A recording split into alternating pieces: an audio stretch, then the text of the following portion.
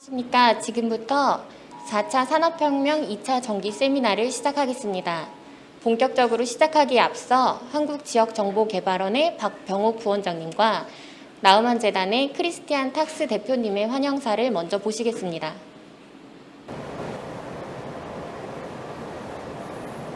안녕하세요. 한국지역정보개발원 부원장 박병옥입니다. 오늘 4차 산업혁명 2차 정기 세미나에 참여해 주신 모든 분들께 우리 오늘 대표해서 감사 말씀을 드립니다. 코로나로 모두가 어려움을 겪고 있는 이 시기에 지방자치단체와 인공지능 활용 방안에 대해 함께 고민해보고자 이렇게 온라인 세미나를 준비하게 되었습니다. 우리 지역정보개발원은 디지털 혁신을 선도하는 지역정보화 전문기관으로서 디지털 정보 서비스뿐 아니라 4차 산업혁명 분야에도 지속적으로 관심을 갖고 다양한 활동을 펼쳐오고 있습니다. 오늘 세미나는 인공지능을 주제로 우리 원에서 올해 두 번째 개최하는 행사입니다. 오늘 세미나 첫 번째 발표인 AI 시대 스마트 헬스케어에서는 AI 시대의 디지털 전환과 국내의 스마트 헬스케어 주요 사례, 그리고 지자체와 스마트 헬스케어 활성화 방안에 대해 다룰 예정입니다. 두 번째 발표인 서비스로서 모빌리티와 AI는 서비스로서 모빌리티의 개념, 스마트 모빌리티의 국내 사례, 그리고 지자체 활용 방안 등에 대한 발표입니다. 발표 이후에는 토론과 실시간 질의 답변이 준비되어 있으니 적극적인 참여를 통해 풍성한 논의가 이루어지기를 바랍니다. 아울러 참석자들께서 의견과 요청사항 등 다양한 피드백을 주시면 적극적으로 반영해서 앞으로 더 좋은 행사를 만들어 나가도록 하겠습니다. 이 행사를 준비해 주신 관계자들과 공동 개최 기관인 나우만 재단에도 다시 한번 깊은 감사를 드립니다. 감사합니다.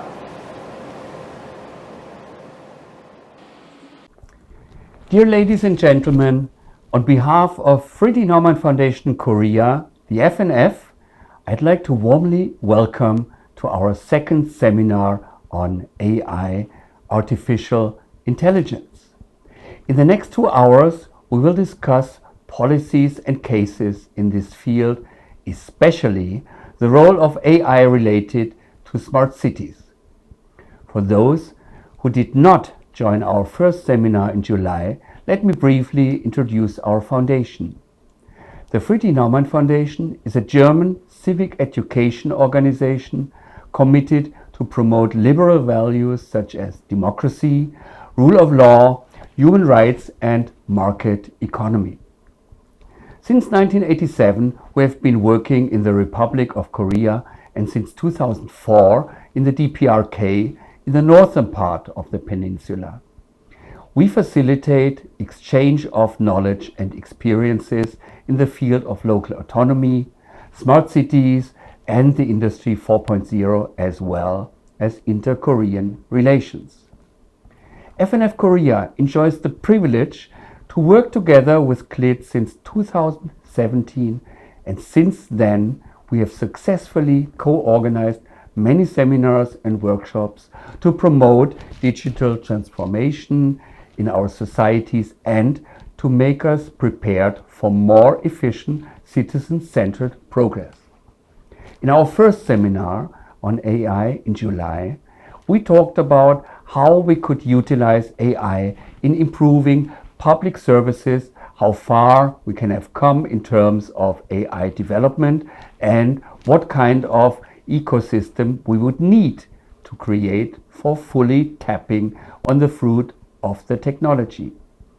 Today, we will focus on roles of the AI related to smart cities, in particular in the sectors of smart mobility and smart health, by sharing specific cases and discussing critical issues. We will learn how smart cities supported by the AI technology could efficiently respond to the pandemic crisis.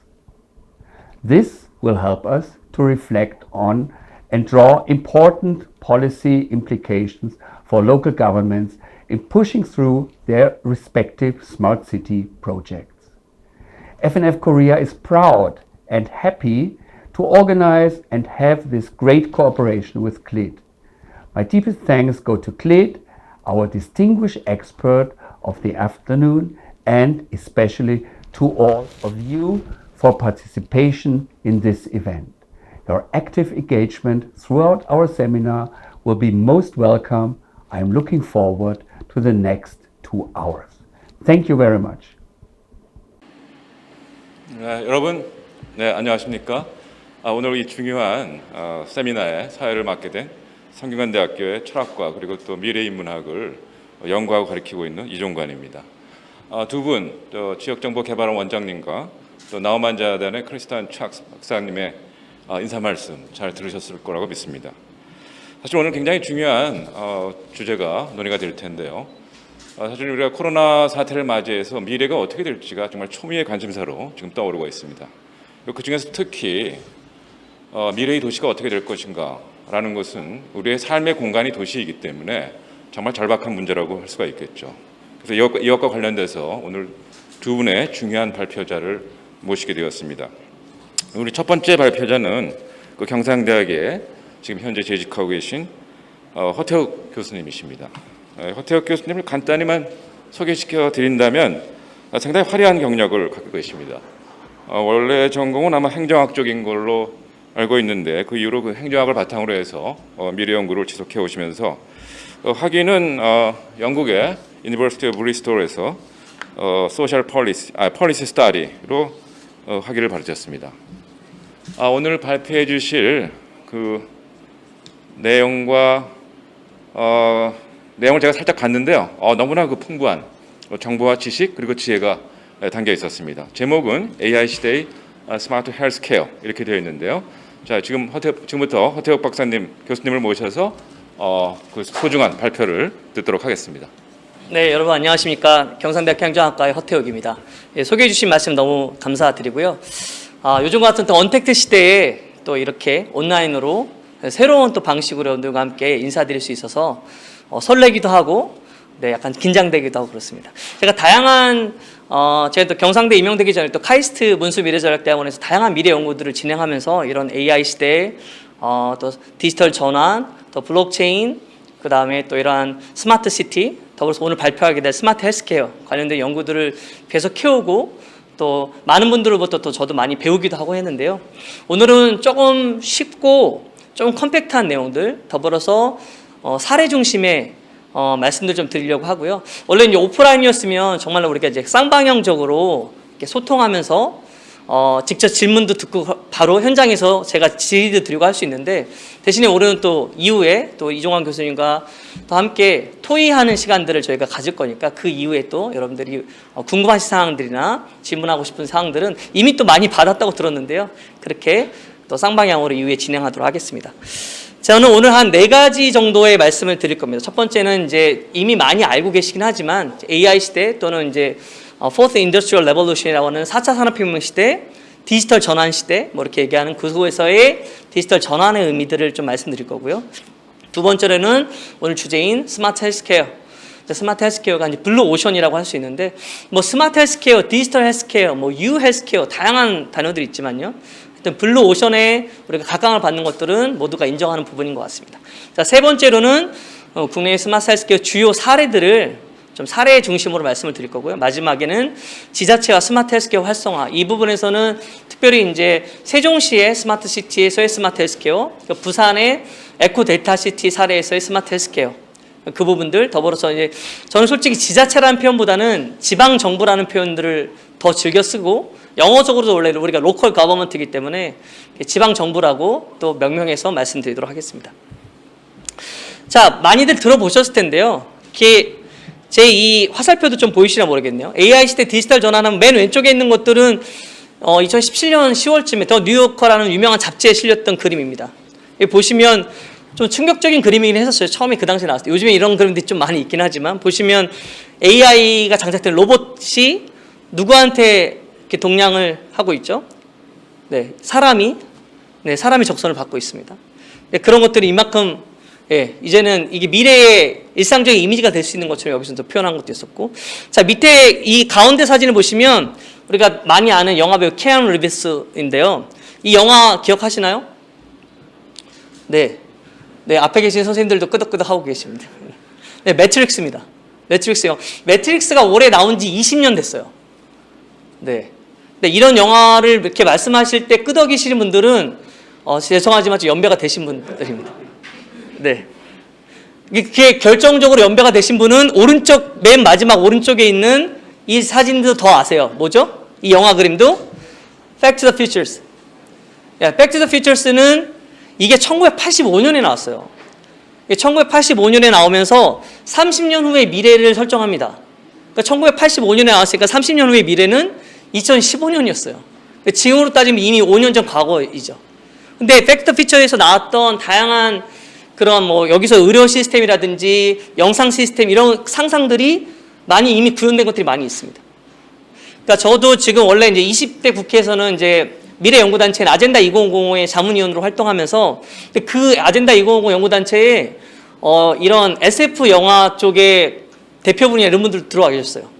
그리고 BTS의 방시혁 대표도 들어와 계시고 하는데 근데 그런 것들이 보면은 우리가 상상하고 영화 속에서 그려왔던 것들이 이미 현실이 됐고 앞으로 현실이 될 거라는 측면에서 아주 중요한 또 재미있는 의미를 갖고 있습니다. 거기서 보면 이제 매트릭스는 굳이 넣었던 이유가 매트릭스야말로 AI 지배하는 세상에서 인간들이 어떻게 생존할 것인가 그러한 이제 전쟁과 같은 모습들을 보여주고 있는데요. 이러한 모습들이 앞으로 지금 우리가 걸어가고 있는 디지털 전환과 4차 산업혁명 시대의 한 클립을 보여주고 있다고 볼 수도 있겠습니다. 자, 4차 산업혁명 뭐 많이 알고 계시고 그래서 또 제가 오늘 30분 정도의 시간이 딱 주어졌기 때문에 간단하게만 이론적인 부분들을 말씀드리려고 하는데요. 굳이 4차 산업혁명을 정리하자면 물리적 공간, 디지털적 공간, 생물학적 공간의 경계가 희석되는 기술 융합의 시대라고 할 수 있고요. 이거는 이제 세계 경제 포럼, 다보스 포럼에서 정의된 얘기였습니다. 그래서 기존의 1차, 2차, 3차를 거쳐서 이제는 4차 산업혁명으로 가고 있다는 측면들이 4차 산업혁명은 디지털 세계와 물리 세계, 우리가 이따 헬스케어에서 할 때 다양한 원격 진료라든지 이런 거 얘기할 때 오토 융합도 말씀드릴 건데요. 온라인 투 오프라인, 또 오프라인 투 온라인, 그 오토 융합의 결정체가 이런 CPS라고 불리는 사이버 피직스 연결 시스템, 그러한 사이버 물리 시스템이라고 말씀드릴 수 있겠습니다. 한 가지만 더 하면 제가 하다 보니까 마스크가 계속 걸리군요. 네. 자, 이게 보통 이게 그 연구자들 중에서도 잠깐 이렇게 아직도 헷갈려 하시는 분들인데 1차부터 4차인데 이 여기 보시면 띄어쓰기가 1차가 돼 있고 2차 이렇게 돼 있죠. 4차도 4차하고 띄어쓰기하고 산업혁명입니다. 근데 보통 이렇게 잠깐 헷갈리시는 분들이 띄어쓰기를 산업과 혁명의 띄어쓰기를 하면서 4차와 산업을 붙이시는 분들이 있어요. 그 의미는 뭐냐면 1차 산업, 2차 산업, 3차 산업, 4차 산업인 것처럼 생각하시는 심지어 이제 연구자분들께서도 그렇게 하신 분들도 있던데 그게 아니고 혁명입니다. 그러니까 1차 혁명, 3차 혁명, 4차 혁명. 산업적인 구분에서의 4차 산업이 아니라 네 번째의 웨이브로서 4차 산업혁명의 의미들이 있다는 것들을 다시 말씀드리고요. 이러한 시대의 미래과학기술 트렌드가 뭐 융합화와 진흥화, 우리가 오늘 보는 AI와 빅데이터 결합 이런 것도 있고 기하급수적인 성장. 그래서 정말 여러분들 생각해 보시면 아이폰이 몇 년 전에 나오신지 기억하시나요? 저는 원래 강의할 때 이렇게 쌍방향으로 직접 질문하고 심지어 온라인 제가 한 달 전에 전북대에서 특강할 때도 앞에 있는 교수님들 시키고 했었거든요. 네, 온라인으로 학생들이 듣고 있는데 대답해 주셔도 됩니다. 아이폰이 언제 나왔나요? 우리 선생님들도 이제 온라인 생각 아이폰 언제 나왔는지 기억하세요? 아이폰 많이 쓰고 계시잖아요. 2008년도에 나왔어요. 네, 그러니까 제가 그때 영국에 있을 텐데 영국에서 가장 뜨는 폰은 아이폰이 아니라 원래 LG의 초콜릿 폰이었었습니다. 근데 그게 이제 10년 된 거예요. 10년. 그러니까 그만큼 기하급수적인 성장이라는 것들이 정말 급속하게 발전하고 있고 변화하고 있다는 말씀들을 드릴 수 있겠고요. 그리고 6대 디지털 기술, 뭐 아날로그 기술 이런 것들 말씀드릴 수 있고 저는 솔직히 AI보다는 이제 블록체인을 통한 디지털 사회 혁신 이런 쪽에 관심이 많은데 이따가 또 블록체인도 AI와 함께 또 말씀드릴 수 있을 겁니다. 그래서 이게 이제 WEF에서 4차 산업혁명들의 기술별로 어떠한 특별히 확산되는 시점, 티핑 포인트들을 설명을 쭉 했는데요. 뭐 여러 가지가 있지만 오늘 저희가 보는 AI 같은 경우는 2025년에 인공지능이 기업 회계 감사에 30%를 수행할 것이고 2026년에는 기업의 이사회에 인공지능 기계가 최초로 등장할 것이다 라는 얘기들도 하고 있습니다. 저 이제 5, 6년 남은 내용들인데요. 근데 이거는 무슨 예측으로 예언가적인 건 아니고 그러한 흐름 등에 있다. 이렇게만 좀 생각해 보시면 될 것 같습니다. 4차 산업혁명은 이분이 이제 클라우드 슈밥 오른쪽에 있는 분이 WF 회장이셨고요. 모든 것이 연결되고 보다 지능적인 사회의 변화들을 이끌어내고 있고 이런 것들은 현실과 가상의 인간을 중심으로 융합하는 그런 혁명이라는 것들을 얘기하고 있습니다. 그래서 우리가 커머스부터 플레이, 잇, 런, 워크, 트래블까지 다양한 4차 산업의 변질들을 나타나고 있고 요즘에 이제 언택트 시대에 온라인 쇼핑 많이 하시는데 요즘에 AR 쇼핑도 하는 거 아세요? 온라인을 하게 되면 좋은데 오프라인에서 할 수 없는 게 핏이나 이런 것들을 입을 수가 없잖아요. 온라인에서 그냥 보기만 하는 거지 내 옷에 맞는지 확인할 수 없잖아요. AR로 AR 기술 아시죠? 증강현실 기술을 통해서 이따가 제가 A를 다시 또 AI 시대 IA 얘기를 하겠지만 AR 증강 기술로 내 옷을 입고 나서 그 어플리케이션 상에서 내가 쇼핑하라는 것들이 내 몸에 어떻게 맞는지 뭐 글래스가 어떻게 맞는지 보여주는 증강현실로 그러한 기술들까지 커머스 영역에서 우리가 지금 보고 있는 또 트래블 플러스 또 런하는 교육근육까지 다양하게 연결되고 있습니다.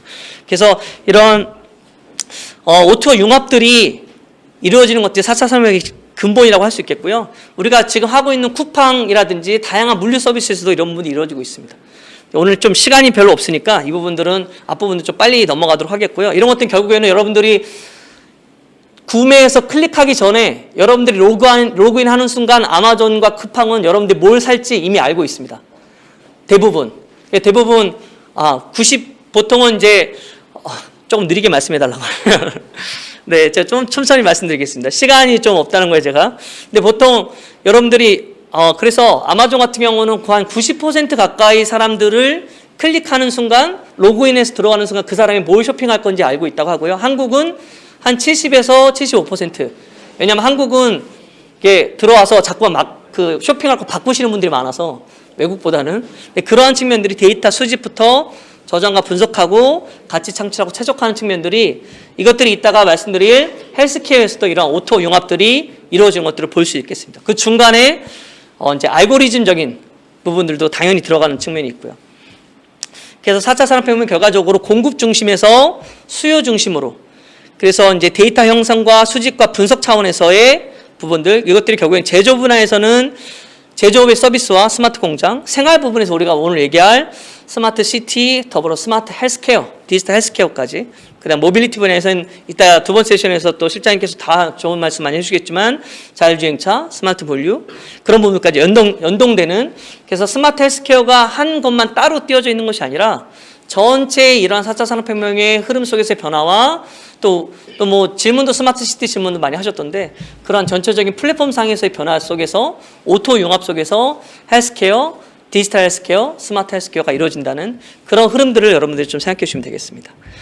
자, 그러면 저희한테 지금 한 15분 정도가 남았어요. 그래서 딱 반을 이제 시작인데요. 본론 부분들은 블루오션, 스마트 헬스케어 말씀을 드리겠습니다.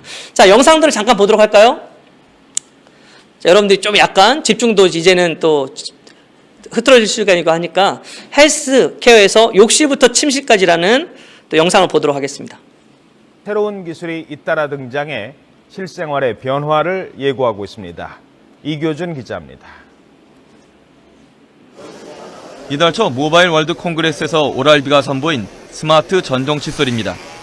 사물 인터넷 기술을 적용한 제품으로 블루투스 방식으로 스마트폰과 연결해 칫솔의 모든 동작을 보여줍니다. 너무 강하게 칫솔질을 하면 경고 신호를 보내는 등 효과적인 칫솔질로 치아 건강을 지키도록 도움을 줍니다. We have developed this toothbrush that connects with the smartphone and to the app that we also provide because we want to help our consumers to get better brushes. 수면 안대에 내장된 센서를 통해 사용자의 심장 박동과 호흡 상태, 뇌파 등 생체 신호를 수집해 분석합니다. 빅데이터 분석을 토대로 수면 안대에 장착된 골전도 스피커와 LED 조명은 개인에 맞게 소리와 빛을 조절해 깊고 편안한 잠을 유도합니다. 주위 에어컨이나 전등 등과 교신해 최적의 수면 환경을 조성하는 기술도 개발 중입니다. 사용자의 수면의 상태를 정확하게 이제 측정을 하고 사용자들이 이제 잠을 취하고 있는 환경, 주위 이제 방 안에 있는 온도나 습도 그리고 빛, 소리 등을 가전기구와 함께 연동이 되어서 여러분들에게 최적의 상황을 제공할 수 있는 기술을 개발하고 있습니다. 집에서 손쉽게 쓸 수 있는 자가 진단 소변 분석기에서 운동량을 쉽게 확인할 수 있는 홈 피트니스에 이르기까지 스마트 헬스케어는 실생활 속으로 파고들고 있습니다. 스마트 헬스케어 시장 규모는 지난해 82억 달러에서 2018년에 124억 달러로 매년 10% 이상 성장할 것으로 전망됩니다. 고령화 시대를 맞아 개인별 맞춤형 건강관리에 대한 관심이 높아지면서 3월 인터넷을 접목한 헬스케어 시장은 더 확산될 것으로 보입니다. YTN 이교준입니다. 네, 욕실에서 침실까지 잘 시청하셨나요? 원래 다른 영상들 더 있는데 시간 관계상 여러분들이 지금 유튜브나 이런 거 찾아보시면 또 관련된 영상들도 많이 보실 수 있습니다. 원래 이렇게 요람에서 무덤까지라는 사회복지의 그런 또 슬로건을 여기서 갖고 왔어요. 욕실에서 침실까지라고 얘기하고 있는데요.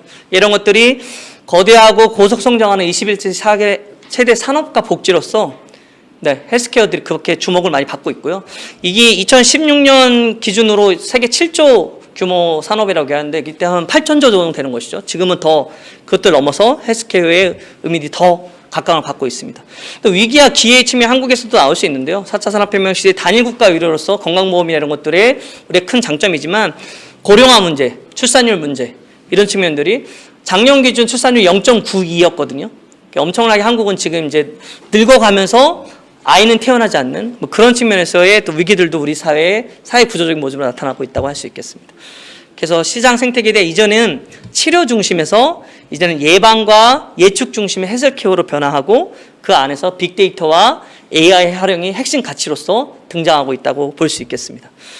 근데 스마트 헬스케어는 아까도 제가 종종 말씀드렸지만 명확한 정의가 아직은 없어요. 그러니까 다양한 정의들을 저희가 활용할 수 있는데 스마트 헬스케어, 디지털 헬스케어, 유 헬스케어. 근데 저는 일단은 스마트 헬스케어라고 정의하고 이것들의 정의는 데이터로 연결된 지능 기반의 건강 관리.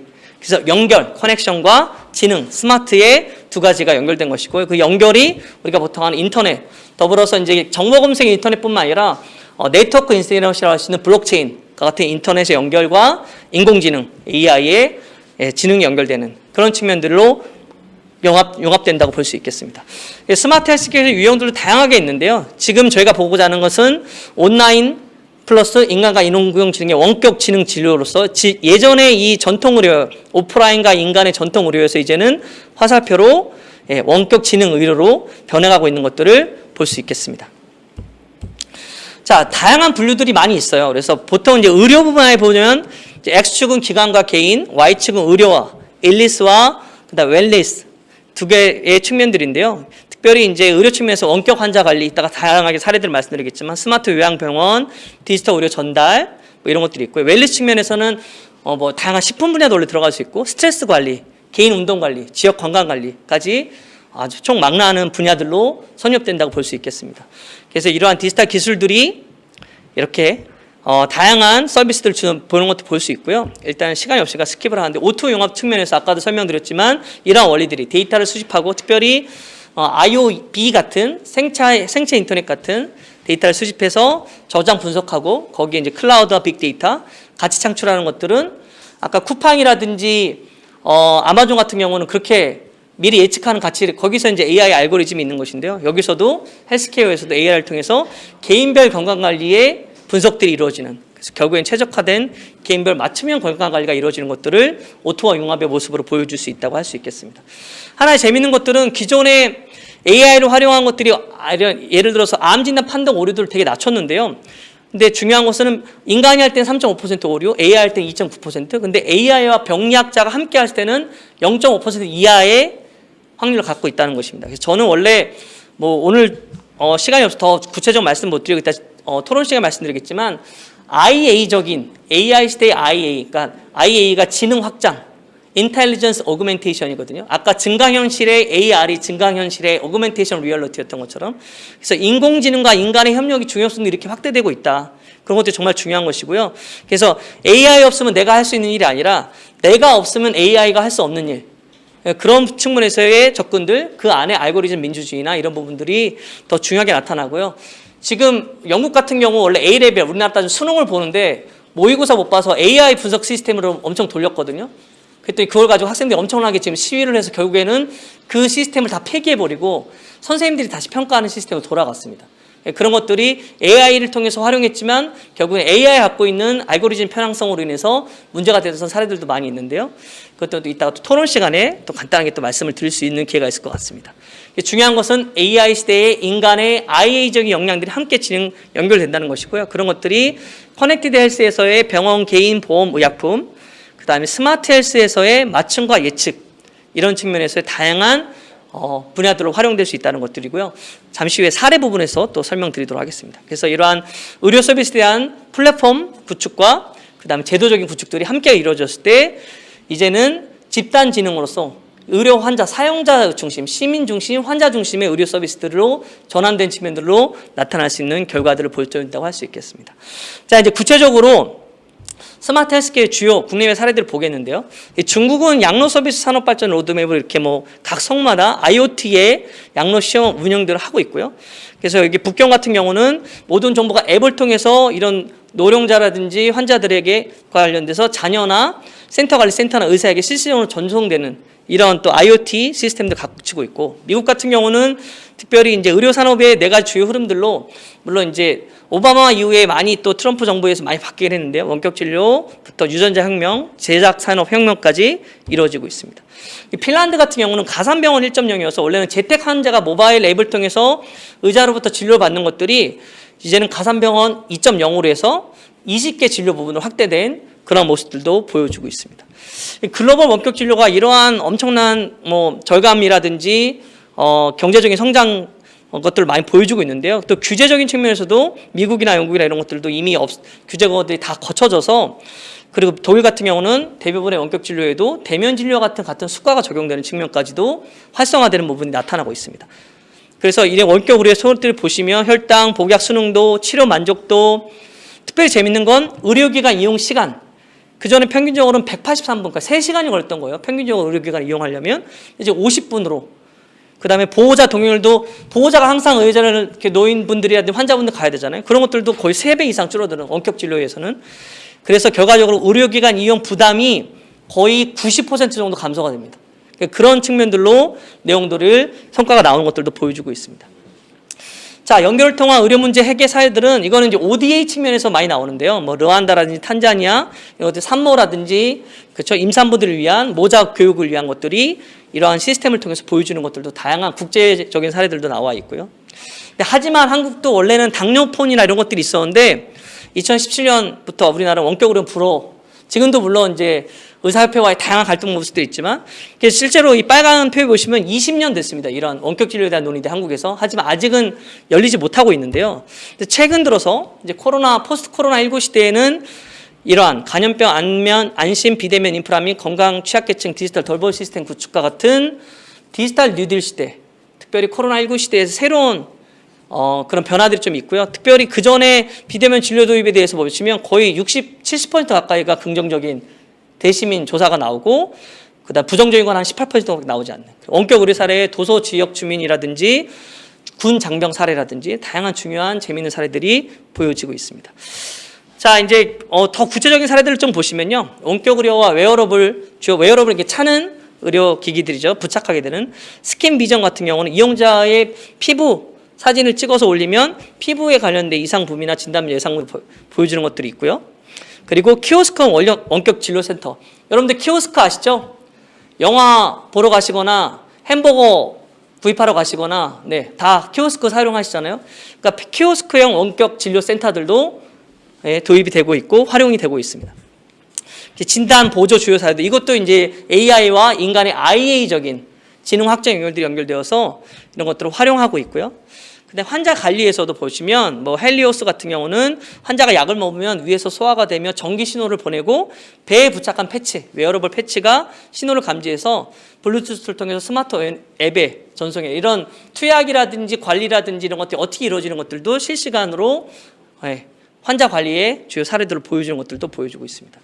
AR, VR 같은 경우는 의료 실습, 교육 같은 건 이런 것들이 다 AR, VR 기술을 통해서 가상현실, 증가현실을 통해서 보여지는 기술들도 활용하고 있고요. 3D 프린팅 같은 경우는 아까 원래는 이제 영상 보려고 했던 부분도 있는데 3D 프린팅 통해서 이런 식품 분야라든지 더불어서 이러한 의료기기 분야에서 아주 혁신적인 발명품들이 나와서 활용되고 있는 것들도 보여주고 있습니다. 마지막으로 이제 게놈이라 불리는 유전자 맞춤 치료 같은 경우도 이러한 디지털 헬스케어의 기술들을 통해서 구체화되게 해서 보여지는 것까지, 아까 우리가 욕실에서 침대까지 보였던 것처럼 아주 단면적인 사례지만 그런 사례들이 구체화돼서 나오는 것들을 보여주고 있습니다. 결론적으로 여러분들 핸드폰 갖고 계시면 저는 삼성 핸드폰 쓰고 있는데요. 여기에도 원래는 삼성 헬스라는 플랫폼이 있습니다. 그러니까 여러분들 갖고 계신 다른 핸드폰에도 마찬가지고 이제 구글 핏 같은 것도 있고 해서 여러분들 건강관리의 측면들이 이러한 모바일을 통해서 여러분들 심전도, 심장박동, 포도당 뭐 이런 분들까지 다 진단되고 전송되고 그걸 통해서 원격 진료까지 될 수 있는 부분들이 플랫폼들이 활성화되고 있는 것들을 말씀드릴 수 있겠습니다. 자, 이제 한 마지막 한 5분 내외로 이제 지자체와 스마트 헬스케어 활성화를 세종시와 부산시 사례로 말씀을 드리겠습니다. 그러니까 보통 스마트 시티 워낙 잘 아시는데요. 아톰과 비트의 시티, 온라인과 오프라인의 융합의 시티라고 할 수 있고요. 그 안에서 이제 세종시 같은 경우는 5-1 생활권, 여기 생활권입니다. 저도 전에 이제 카이스트에 있을 때 다양한 이 카이스트에 이제 정재승 교수가 하고 계신 것들 저희 대학원 내에서도 같이 공유도 받고 했었고, 이것들은 이제 서울시의 또 세미나에서 저희가 함께 또 연구했던 내용들도 있는데요. 스마트 시티, 세종시 스마트 시티 같은 경우는 모빌리티부터 일자리 플랫폼도 나오지만 헬스케어도 응급, 의료, 건강, 안전 이런 부분까지 융복합 서비스의 측면들로 헬스케어를 세종시에서 나오는 것들을 플랫폼을 볼 수 있는데요. 재밌는 것은 여기 세종시 같은 경우는 도시가 하나의 거대한 병원처럼 시민들의 건강과 생명과 안전을 선제적으로 예방하고 신속하게 응급처치하고 대응하는 이 세 가지의 부분들을 초점을 맞추고 있습니다. 다양한 구조들과 119 관제센터와 스마트 응급차, 시민들과 병원들의 내용들을 그림화되고 있는데요. 하나의 종합적인 거를 보시면 한번 보실까요? 여기 보시면 이제 노란색 부분들은 일상적인 생활이요, 시나리오인데요. 출근을 하셔서 출근할 때 걸음수 모니터링이나 이런 것들이 핸드폰을 통해서 다 되고요. 만약에 통증이 있을 경우에는 스마트 문진으로 핸드폰을 통해 스마트 병원 추천 및 진료 접수에 관한 것들도 스마트폰 확인하고, 그 다음에 이제 병원이 문진이 필요할 경우에는 진료 직접 병원에 가서 이런 것들 진료를 받는 부분들까지 나오고요. 반면에 이 파란색은 응급 상황일 때입니다. 응급 상황일 경우에는 이 핸드폰을 통해서 기존의 이 사람의 활동량이라든지 이런 것들 감지 센서를 통해서 자동으로 응급차를 호출해 주게 돼요. 응급차가 와서 응급차의 진입 알림이나 이런 것들이 24시간 관제센터를 통해서 실시간으로 연락이 되고요. 병원과도 연락이 되고요. 그런 것들이 이제 특별히 수술이라든지 이런 것들이 더 응급 처치가 필요할 때는, 긴급한 처치가 필요할 때는 인공지능의 검사 판정을 통해서 로봇 수술과 또 인공지능과 함께 이러한 부분들이 수술의 부분들까지 연결되는, 거기에 이제 또 아까 제가 봤던 3D 프린팅과 같은 걸 통해서 건강한 식재료까지 공급되는 측면들까지의 세종 시민의 헬스케어 시나리오의 측면들도 이렇게 보여주고 있습니다. 마지막 사례는 부산인데요. 스마트 시대의 두 번째 마지막 사례는 부산 같은 건 재밌는 게 다양한 것들 많이 예측 예방 4P 미래 의료 서비스 구현까지 나오는데 중요한 것은 블록체인을 활용했다는 거예요. 건강 토큰이라 해서 이 오른쪽 그림 보시면 사람들이 걷고 활동하고 이런 것들을 다 스마트폰에서 인지해서 그것들을 토큰으로 마련해 주는 것이죠. 그 토큰이 나오면 그 토큰을 가지고 공과금 납품하고 건강용품 살 수 있고 의료비도 살 수 있고 취약계층에 기부도 할 수 있고, 그러니까 이러한 건강 토큰으로서 블록체인을 활용하고 있는 것들도 이 부산 에코시스템에서는 중요한 또 진리모된 시사점이라 할 수 있겠습니다. 사실 혹시 노원구 사시는 분 계세요? 서울시 노원구 같은 경우는 이미 NW라는 블록체인 토큰을 활용하고 있습니다. 노원을 해서 NW거든요. NW 블록체인 토큰인데 거기 같은 경우는 이제 사회 봉사 활동을 하면 1시간 하면 700 노원을 줍니다. NW를. 그걸 가지고 지역에 있는 다양한 미용실, 카페 이런 것을 활용할 수 있게. 물론 아직은 가맹점들이 이렇게 크지 않아서 한 300여 개가 좀 아직 안 되는데 그것도 최근 한 2-3년 사례에 노원구의 NW 블록체인 사례인데, 이 부산의 에코델타 시티 같은 경우도 건강 토큰을 통해서 시민들이 건강한 삶을 유지할 수 있는 것들을 인센티브를 주고 그것들이 결국에는 그 시민들이 그걸 가지고 또 다른 것들로 활용할 수 있는 선순환적인 시스템을 만드는데 이 블록체인 건강 토큰을 활용한다고 볼 수 있겠습니다. 그래서 이런 것들이 부산의 사례로 이런 또 정밀의료 병원 정보 시스템을 활용하고 있고요. 마지막 사례는 이미 선생님들이 공무원 선생님들이 그 지역에서 하고 있는 부분일 수도 있는데요. 보건소 모바일 헬스케어 사업이 있습니다. 이것들은 건강 위험 요인이 있는 사람에게 모바일 앱을 통해서 보건소 전문가, 운동 전문가까지 의사부터 시작해서 언제 어디서나 맞춤형 건강 상담을 제공하는 사업입니다. 추진책에 보신 것처럼 한국건강진흥개발원부터 사회정보보장원, 그래서 각 지자체에서 지금 보시면 오른쪽 그림에 보시면 전국 130개소 제가 한 일주일 전에 클릭했을 때 이 정도가 나왔는데요. 다양한 지역에서 이러한 모바일 헬스케어 보건소 사업을 하고 있고요. 서비스 대상은 환자는 아니지만 건강검진 결과 혈당이 높거나 복부 비만 만성질환 분들이 들어가셔서 운동관리, 식이요법관리, 생활습관들 관리를 받고 이것들이 총 6개월 24주간 진행됩니다. 그래서 오른쪽 그림에 보신 것처럼 단계가 5단계로 이어지고요. 최초 방문 상담 검진부터 전반기 모바일 앱 맞춤형 생활 건강 지원, 후반기 생활 건강 생활 지원, 그리고 최종 방문 및 상담 검진까지 이루어지는 서비스 제공 절차가 이 보건소 모바일 헬스케어 사업을 통해서 이루어진다고 볼 수 있겠습니다. 다양한 사례들과 부분들 말씀드렸는데요. 우리가 또 제 발표 또 두 번째 발표 후에 토론하면서 또 지자체에서 활용할 수 있는 또 적용점들과 또 여러 가지 시사점들을 함께 또 토론하면서 말씀 나누도록 하겠습니다. 네, 이상으로 첫 번째 스마트 헬스케어 발표 마치도록 하겠습니다. 감사합니다.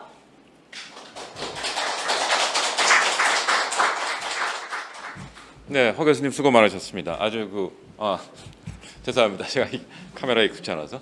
허 교수님 수고 많으셨고요. 정말 영상 시대에 맞는 발랄함과 패기, 그리고 아주 충분하게 풍부한 정보 이런 것을 가득 담은 발표였다고 생각을 합니다. 시간이 있었으면 더 시간을 들여서 더 많은 얘기를 듣고 싶은데 아쉽게도 제한된 시간이 있어서 얘기를 다 못하신 것 같고요. 좀 불충분한 부분에 있어서는 이따 토론 시간에 보충을 하도록 하겠습니다. 다음으로는 또 한 분의 귀중한 분을 모셨는데요. 우리 지금 스마트 헬스케어와 함께 스마트 시티에서 가장 또 중요한 문제는 인간들이 도대체 어떻게 움직일 것이냐가 굉장히 중요한 문제로 떠오르고 있습니다.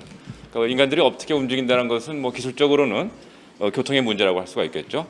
그래서 이번 순서는 한국지능형교통체계협회 실장으로 재직하고 계시는 손승려 박사님을 모셨습니다. 이 손 박사님도 아까 허 교수님과 마찬가지로 굉장히 화려한 경력을 갖고 계시는데요. 놀라운 것은 아주 일찍이 교통 문제에 관심을 가지셨더라고요.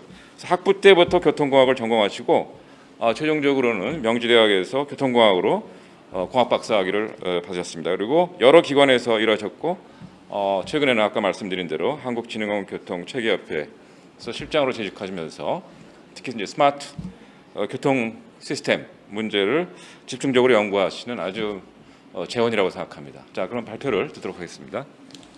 네, 안녕하세요. 좀 전에 소개받았던 손승려라고 합니다. 이렇게 카메라 앞에서 발표를 한다는 게 굉장히 어색하네요. 굉장히 어색해서 제가 잠시 실기를 했던 것 같습니다. 좀 전에 말씀하셨던 것처럼 스마트 시티에서 가장 중요한 요소가 뭘까라고 했을 때 사람들이 과연 어떻게 이동할 거냐라는 측면입니다. 그래서 오늘 제가 여러분들에게 설명드리고자 하는 내용은 과연 스마트 모빌리티라는 게 무엇이고 스마트 모빌리티와 관련해서 지금 대두되고 있는 마스라고 하는 녀석이 어떤 녀석인지, 그리고 이런 마스가 과연 한국에서는 어떻게 추진되어야 하고 그럼 과연 이 추진하기 위해서 어떤 것들을 노력을 할 수 있는지에 대해서 좀 설명을 드리고자 합니다. 우선 스마트 모빌리티가 생겨나게 된 배경에 대해서 먼저 말씀을 드려야 될 것 같은데요. 아시다시피 전 세계적으로 교통 문제는 굉장히 심각한 상황입니다. 지금 물론 미국의 내용이긴 하지만요. 지금 보시는 것처럼 차량 소유의 결과가 전체 소요 시간 중에 96%는 주차장에서 이루어지고 있다고 얘기를 하고 있고요. 전체 1년에 42시간을 도로에서 소비한다라고 하고 있어요. 이게 미국 기준이니까 사실상 한국에서는 더 많은 시간을 소비하고 있다라고 이해하셔도 될 것 같습니다. 심지어는 하루에 38분의 대중교통을 기다린다고 하였는데 저희들도 아마 환승에 대해서 생각을 해보신다라고 하면 굉장히 많은 시간을 이동을 위해서 소요를 해야 된다라고 이해하고 계실 것 같습니다. 이러한 교통 문제를 사람들이 생각을 했을 때 대중교통에는 한계가 있기 때문에 이런 대중교통 때문에 차량의 소유가 늘어났는데요. 이런 차량의 소유가 늘어난 게 왼쪽에 보시는 그림처럼 이런 아주 심각한 교통 문제를 유발하게 됐던 거죠. 이러한 교통 문제가 유발하면서 사실상 교통 문제뿐만이 아니라 이 내용들은 도시화와 뗄래야 뗄 수 없는 관계에 있습니다. 이 교통 문제가 일어나게 된 배경 또한 사람들은 다 일자리를 찾아서 도시로 이동하기 때문인데요. 이러한 도시화가 지금 50년의 세계 인구는 60% 이상이 도시에서 살게 될 전망이라고 얘기를 하고 있고요. 한국의 경우에는 지금 한 30년 되면 228개 도시 중에서 35%는 소멸 위험에 있다고 합니다. 즉 도시화가 진행이 된다는 얘기는 결론적으로는 그 반대급부인 비도시화, 그러니까 아주 소멸되고 있는 도시가 생겨난다는 현상인 거죠. 여기에 패러다임 변화가 일어나고 있는데요. 사실상 아시다시피 공유경제가 물론 요즘에 코로나 시대 때문에 공유에 대한 내용들이 사실은 많이 사그라들어 있는 상황이긴 합니다. 하지만 공유경제 확산이라고 하는 큰 패러다임은 큰 변함이 없었던 거죠.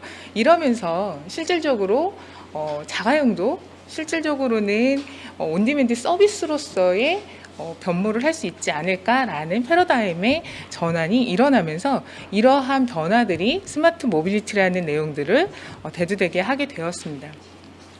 그래서 아까 말씀드렸던 이런 모든 도시교통 문제의 해결책으로 스마트 모빌리티가 대두됐는데요. 그럼 과연 스마트 모빌리티가 무엇이냐라고 했을 때 기존의 교통체계와 스마트 기기의 첨단 기능이 융합되면서 보다 지능화되고 스마트한 미래의 교통 서비스를 총칭하는 개념이라고 누군가 얘기를 하고 있습니다. 이런 스마트 모빌리티 시대가 되면 실질적으로는 배출 제로, 사고 제로, 소유권 제로 등의 혁신을 이룰 수 있다라고 얘기를 하고 있는데요. 이러한 스마트 모빌리티의 핵심 원칙으로서는 유연성, 효율성, 통합, 친환경, 안전을 꼽을 수가 있겠습니다. 이러한 스마트 모빌리티는 실질적으로 스마트 시티의 한 축을 이루고 있는데요. 오른쪽 그림에서 보시는 것처럼 스마트 시티가 전체 6개 분야로 크게 분류가 가능하다면 그중에 스마트 모빌리티가 한 축을 담당하고 있다, 이렇게 보시면 되실 것 같으세요. 그럼 과연 스마트 모빌리티를 구성하고 있는 게 어떤 내용들일까 봤을 때 스마트 모빌리티는 기반시설, 운송수단 이용 방식을 총칭해서 하는 이야기인데 이 모든 것들이 실질적으로는 데이터 기반으로 이루어진다라고 이해하시면 되실 것 같으세요. 그러니까 지능형 인프라라고 얘기하는 도로들, 도로에서 일어나는 일들도 예전에는 도로 하면 생각나는 게 아마 여러분들 아스팔트 포장만 생각하셨다면 지금은 실질적으로 그 도로에서 일어나는 모든 것들이 센서로 센싱돼서 센터에서 바라볼 수 있는 그런 단계까지 와 있습니다. 그러니까 초연결 사회라고 하는 IoT 센서들이 발달이 되면서 초연결 도로라고 하는 인프라의 혁신까지 이루어나고 있는 상황이고요. 아시다시피 운송 수단 또한 지금은 스마트카, 즉 자율주행 차량으로 넘어가는 그런 단계에 있고요. 여기에 이용 방식이 하나의 마스로 통합이 되고 있는 그런 상황입니다. 그럼 마스라는 게 과연 뭘까라고 이제 봐야 될 텐데요. 마스는 왼쪽에서 보시는 것처럼 여태까지 여러분들이 어떤 교통수단을 이용할 때마다 각각의 교통수단을 검색하고 어떤 각각의 지불수단으로 결제를 했었다면 하나의 앱을 통해서 이 모든 교통수단들에 대한 전 과정의 경로 계획을 수립하고 수립되어 있는 경로를 기반으로 통합해서 지불할 수 있는 시스템이 마스다, 이렇게 이해하시면 되실 것 같으세요. 근데 한국 같은 경우에는 실질적으로 마스다라고 통칭해서 되어 있지는 않지만 잘 되어 있는 편입니다. 아마 여러분들도 어디 가시려면 그냥 네이버나 이런 데 그냥 앱 하나 키셔서 출발지 목적지 검색하실 거고, 그 출발지 목적지에 보면 자가용에 대해서 내비게이션 검색도 되실 거고, 뭐 대중교통을 이용하신다 그러면 어떻게 가야 되는지 각각의 정보들이 제공되고 있는 것으로 봤을 때 우리도 마스라고 하는 게 지금 어느 정도 성숙된 단계 아닐까라고 생각하실 수도 있을 것 같습니다.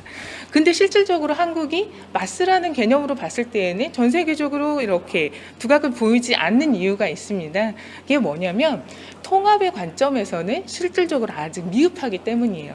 왜 통합의 관점에서 미흡한지를 조금 설명을 드려야 되는데 뒤에부터 먼저 설명을 좀 드려야겠네요. 마스라고 얘기하는 내용들은 실질적으로 통합의 관점부터 봐야 됩니다. 첫 번째는 정보의 통합이라고 그래서 전체 여정 계획이나 요금 정보를 하나의 정보로 통합해서 볼 수 있어야 되고요. 이렇게 포함되어 있는 정보를 기반으로 했을 때 하나의 하나의 결제 수단으로 결제할 수 있어야 됩니다.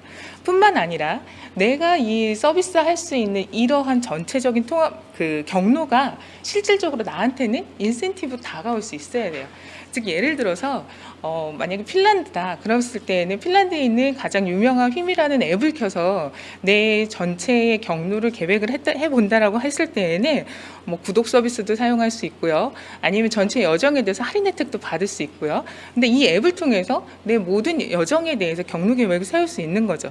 하지만 실질적으로 한국 같은 경우에는 어떻게 되어 있냐면 네이버를 켜서 내 출발지와 독착지를 검색한다 손 치더라도 결제는 각각에 대해서 결제를 한다거나 혹은 내가 그 결제 수단을 이용함에 있어서 인센티브를 받을 수 있는 게 많지 않기 때문에 통합의 관점에서는 실질적으로는 아직은 그 단계가 되지 않았다라고 이 얘기를 하고 있는 겁니다. 그럼 이런 마스를 이루는 것들은 어떤 구성 요소로 이루어졌느냐 봤을 때에는 전체적으로 프레임워크가 이 4가지 분류로 이해를 할 수 있을 것 같은데요. 전반적으로는 이 마스를 제공하기 위해서는 3단계가 필요합니다. 첫 번째는 운송 사업자겠죠. 당연히 운송에 관련되어 있는 사업자들이 있을 거고, 두 번째는 이 운송 사업자들하고 이용자들을 연결줄 수 있는 데이터 제공자가 필요한 거고요. 세 번째는 서비스 제공자, 통합 경로를 제공해주고 결제를 한 번에 할 수 있게 해주는 서비스 프로바이더라고 하는 서비스 제공자가 있을 수 있겠고요. 마지막으로는 이것들을 이용하는 이용객이 있을 수 있겠습니다. 이 4가지 주체가 같이 융합됐을 때 마스가 이루어질 수 있는 생태계가 이루어진다, 이렇게 보시면 될 것 같으세요. 그러면 이렇게 4가지의 각각의 프레임워크를 구성하고 있는 구성 주체들이 어떻게 연결이 되는지 한번 보시면, 일반적으로 교통운송 사업자라고 하시는 분들과 사회기반시설 인프라 공급자들은 맨 밑에서 도로와 주차장, 철도 등등의 운송수단을 운행할 수 있도록 기반시설을 제공을 해줍니다. 그럼 이런 기반시설을 기반으로 해서 운송사업자들이 다양한 교통수단을 가지고 서비스를 할 텐데요. 이렇게 할 수 있었던 공급자들 대상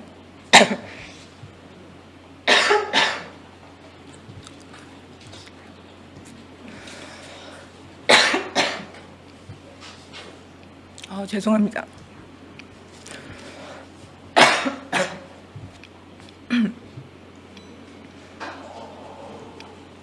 목이 많이, 마스크를 쓰고 이게 발표를 하다 보니까 목이 많이 막히네요. 그래서 운송 사업자들을 기반으로 했을 때 모빌리티 서비스 공급자들을 통해서 서비스로 공급할 수 있게 해주고, 이렇게 공급되어 있는 서비스가 다시 공급된 서비스를 기반으로 해서 정보가 제공됐을 때 다시 이 정보를 기반으로 해서 운송사업자나 기반 인프라 제공자들이 또 다른 서비스를 생산할 수 있는 그런 구조로 가게 되어 있습니다. 그래서 보시는 것처럼 이용자와 운송사업자, 공급자 간에 어떤 역학관계를 가지고 있냐면, 승객은 자기가 이용하고자 하는 내용에 대해서 서비스를 요구를 할 거고요. 그 다음에 운송사업자는 운송수단을 제공을 할 겁니다. 그리고 마스 공급자는 이러한 2가지의 제공과 요구 조건을 만족하는 사용자 서비스를 제공을 해주겠죠. 그래서 마스의 가치는 전반적으로 이렇게 데이터 기반의 어떤 서비스를 생산할 수 있는 체계가 만들어지는 거죠.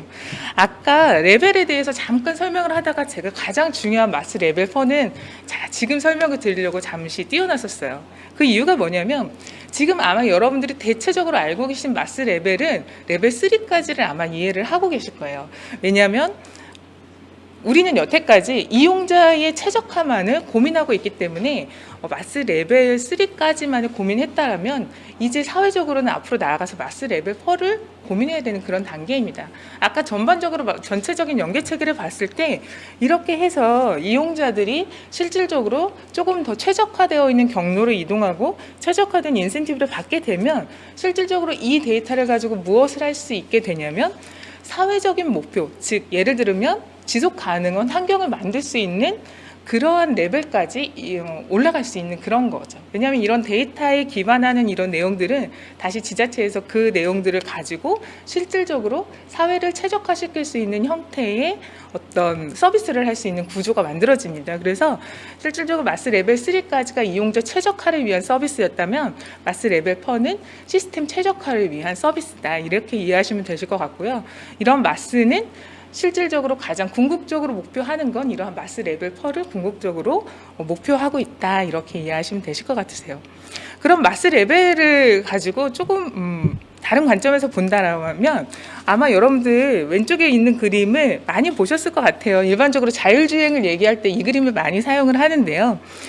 마스도 유사한 그림의 개념으로 본다라면요, 마스 레벨 3, 마스 레벨 0, 즉 아무 통합도 이루어지지 않고 어떠한 최적화도 이루어지지 않은 단계에서는 이용자의 인지 노력이 굉장히 많이 필요합니다. 즉 내가 어떤 경로를 가야 될지, 어떤 수단을 타야 될지 모든 게 다 이용자의 몫이라면 저 마스 레벨 4를 얘기하는 레벨 5 단계까지 가게 됐을 때는 이용자는 실질적으로 나는 목적만 가지면 되는 거죠. 자기가 가고 싶고 어떻게 가야 되는지, 어떤 수로 어떤 요금이 최적화되어 있는지는 실질적으로 마스 플랫폼이 다 해결해 주겠다는 그런 개념입니다. 그래서 마스가 레벨이 올라가면 올라갈수록 실질적으로 이용자의 인지 노력, 그러니까 이용자가 모빌리티에 들여야 되는 노력들은 더 다운되는 그런 상황인 거죠. 그럼 마스가 그럼 과연 자동차 소유하고 어떤 관계가 있느냐? 아까 말씀드렸잖아요. 스마트 모빌리티라는 거의 핵심 내용 중에 하나가 뭐냐면 소유권이 없는 것. 즉 자동차 소유권이 배제되어 있는 상황에서도 내가 가고자 하는 어느 경로로도 이용할 수 있는 그런 게 마스라고 했을 때는 변천 과정의 오른쪽 그림에서 보시면 좀 이해가 되실 것 같으세요. 아무 통합이 이루어지지 않은 단계에서 어떤 데이터를 가지고 통합이 되는 단계면 거기서부터 일어나는 새로운 서비스의 운송수단들이 생깁니다. 그리고 이렇게 새로 생겨난 운송수단들이 여기 자율주행 기술까지 같이 접목이 된다라고 했을 때 이 오른쪽에 보시면 실질적으로 가장 마스의 최고 레벨은 자율주행차와 여러 가지 단계가 풀리 다 커넥티드 되어 있는 그런 상황이면 실질적으로 이제 마스의 최종 단계까지 가는 거고요. 이 시기가 되면 실질적으로 사람들의 자가용 소유에 대한 욕심들은 거진 사라지게 되는 거죠. 그래서 마스와 자동차 소유의 관계에 대한 변전사는 이 그림에서 보시는 것처럼 실질적으로 자율주행과 뗄래야 뗄 수 없는 관계에 있다, 이렇게 이해하시면 되실 것 같으세요. 좀 설명이 좀 길게 했었는데 그런 마스 추진 현황에 대해서 좀 간략하게 짚어보고자 합니다. 현재 마스다라고 얘기하면 핀란드의 힘을 빼놓고 얘기할 수가 없어요. 그 이유 중에 하나는 핀란드의 힘이라고 하는 이 앱이 최초의 마스를 구현했다라고 평가되고 있는 앱이기 때문인 거죠. 왼쪽에 보시는 것처럼 핀란드 힘이라고 하는 이런 이용 앱은 한 3가지 정도의 타입의 요금 체계를 가지고 있습니다. 내가 갈 때마다 지금처럼 요금을 내는 형태, 즉 정보를 마스 앱을 통해서 전체적인 경로를 확인을 하지만 요금 지불은 갈 때마다 앱에서 자동으로 빠져나가는 그런 형태가 되겠고요. 두 번째 형태는 어떤 구독 서비스, 즉 우리가 패키지 요금이라고 하는 건데요. 이런 패키지 요금을 가지고 사용할 수 있는 어떤 옵셔널한 기능이 부과되어 있는 패키지가 있는 거죠. 이 패키지 요금에 보시게 되면 대중교통은 무제한 이용할 수 있고, 자전거는 30분 무료를 이용할 수 있고, 택시는 반경 5km 이내 이용 시에는 10유로, 한 번 탈 때마다 10유로씩만 내도 되는 그러한 형태의 요금 체계입니다. 그리고 마지막은 아예 제한이 없는 그런 요금 체계인데요. 이 마지막 요금 체계를 이용을 할 경우에는 렌트카든 아니면 자가용 같은 경우도 공유차를 내가 원할 때 아무 때나 사용할 수 있는 그런 형태인 거죠. 그래서 이런 형태를 가지고 지금 전반적으로 휘미 서비스를 하고 있는데 전 세계적으로 이 휘미라고 하는 서비스가 늘어나고 있는 추세에 있습니다. 그럼 이런 핀란드의 휘미의 이용 효과를 보시게 되면 많은 노력들이 이루어졌어요. 전반적으로 대중교통 이용을 했던 사람들의 교통수단 이용 현황에 대한 비율 분포를 봤을 때 그 힘을 이용하기 전에 사람들의 대중교통 이용률이 48%였다면 이 힘을 이용하면서 74%까지 올라갔고요. 택시 이용자의 이용률도 이렇게 올라가 있는 그런 걸 보실 수 있으실 거예요. 그리고 이러한 내용들을 가지고 이제 휘미 생각하고 있는 내용들은 2030년에 갔을 때에는 실질적으로 이 휘미라고 하는 마스 앱을 통해서 차량의 97%는 감소시킬 수 있을 거고, 이를 통해 공공주차장의 95%도 감소시킬 수 있을 거다라고 목표를 삼고 있습니다.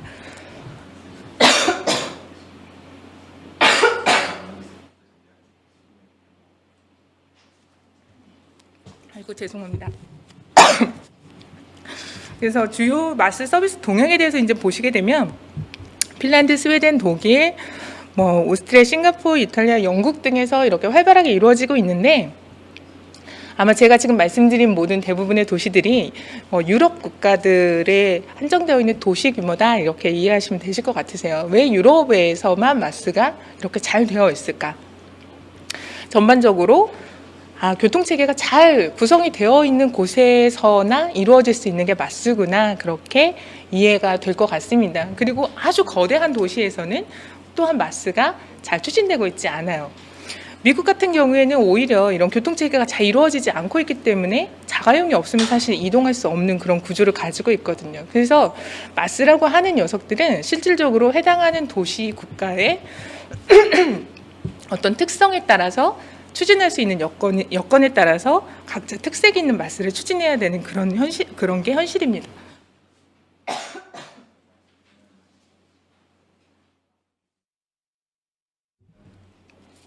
그래서 미국에서 오늘 너무 죄송합니다. 미국에서 추진하고 있는 마스를 보시면 실질적으로 일반인들을 대상으로 하는 마스보다는 유니버셜 마스라고 해서 어떤 소득이나 지리적 위치, 그다음에 장애 또는 연령에 대해서 차별화되어 있는 사람들을 대상으로 비장애인들과 차별화됨이 없이 이용할 수 있는 서비스를 제공하기 위해 사용되는 유니버셜 모빌리티 에즈 서비스라고 하는 마스를 조금 더 구체화시키고 있는 그런 단계입니다. 이런 유니버셜 마스의 특징들은 실질적으로 모든 운송 옵션에서 유니버셜 디자인, 그러니까 어떤 불편함도 없는 옵션들을 선택을 하고 있고요.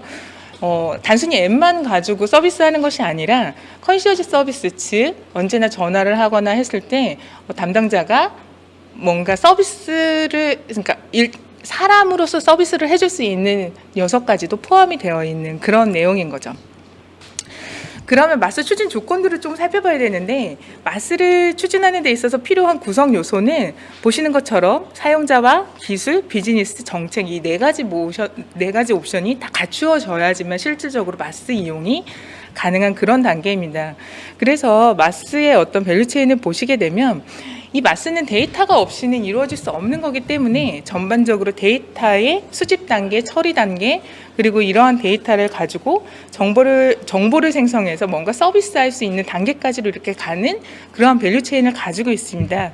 이런 밸류체인을 기반으로 했을 때 전체적인 이 마스 추진을 위한 요구 조건을 보시게 되면 데이터 요구사항, 서비스 요구사항, 물리적 요구사항, 법적 요구사항, 그 다음에 사용성 요구사항, 이렇게 5가지 요구사항들이 만족이 됐을 때 마스를 추진할 수 있는 그런 사안입니다.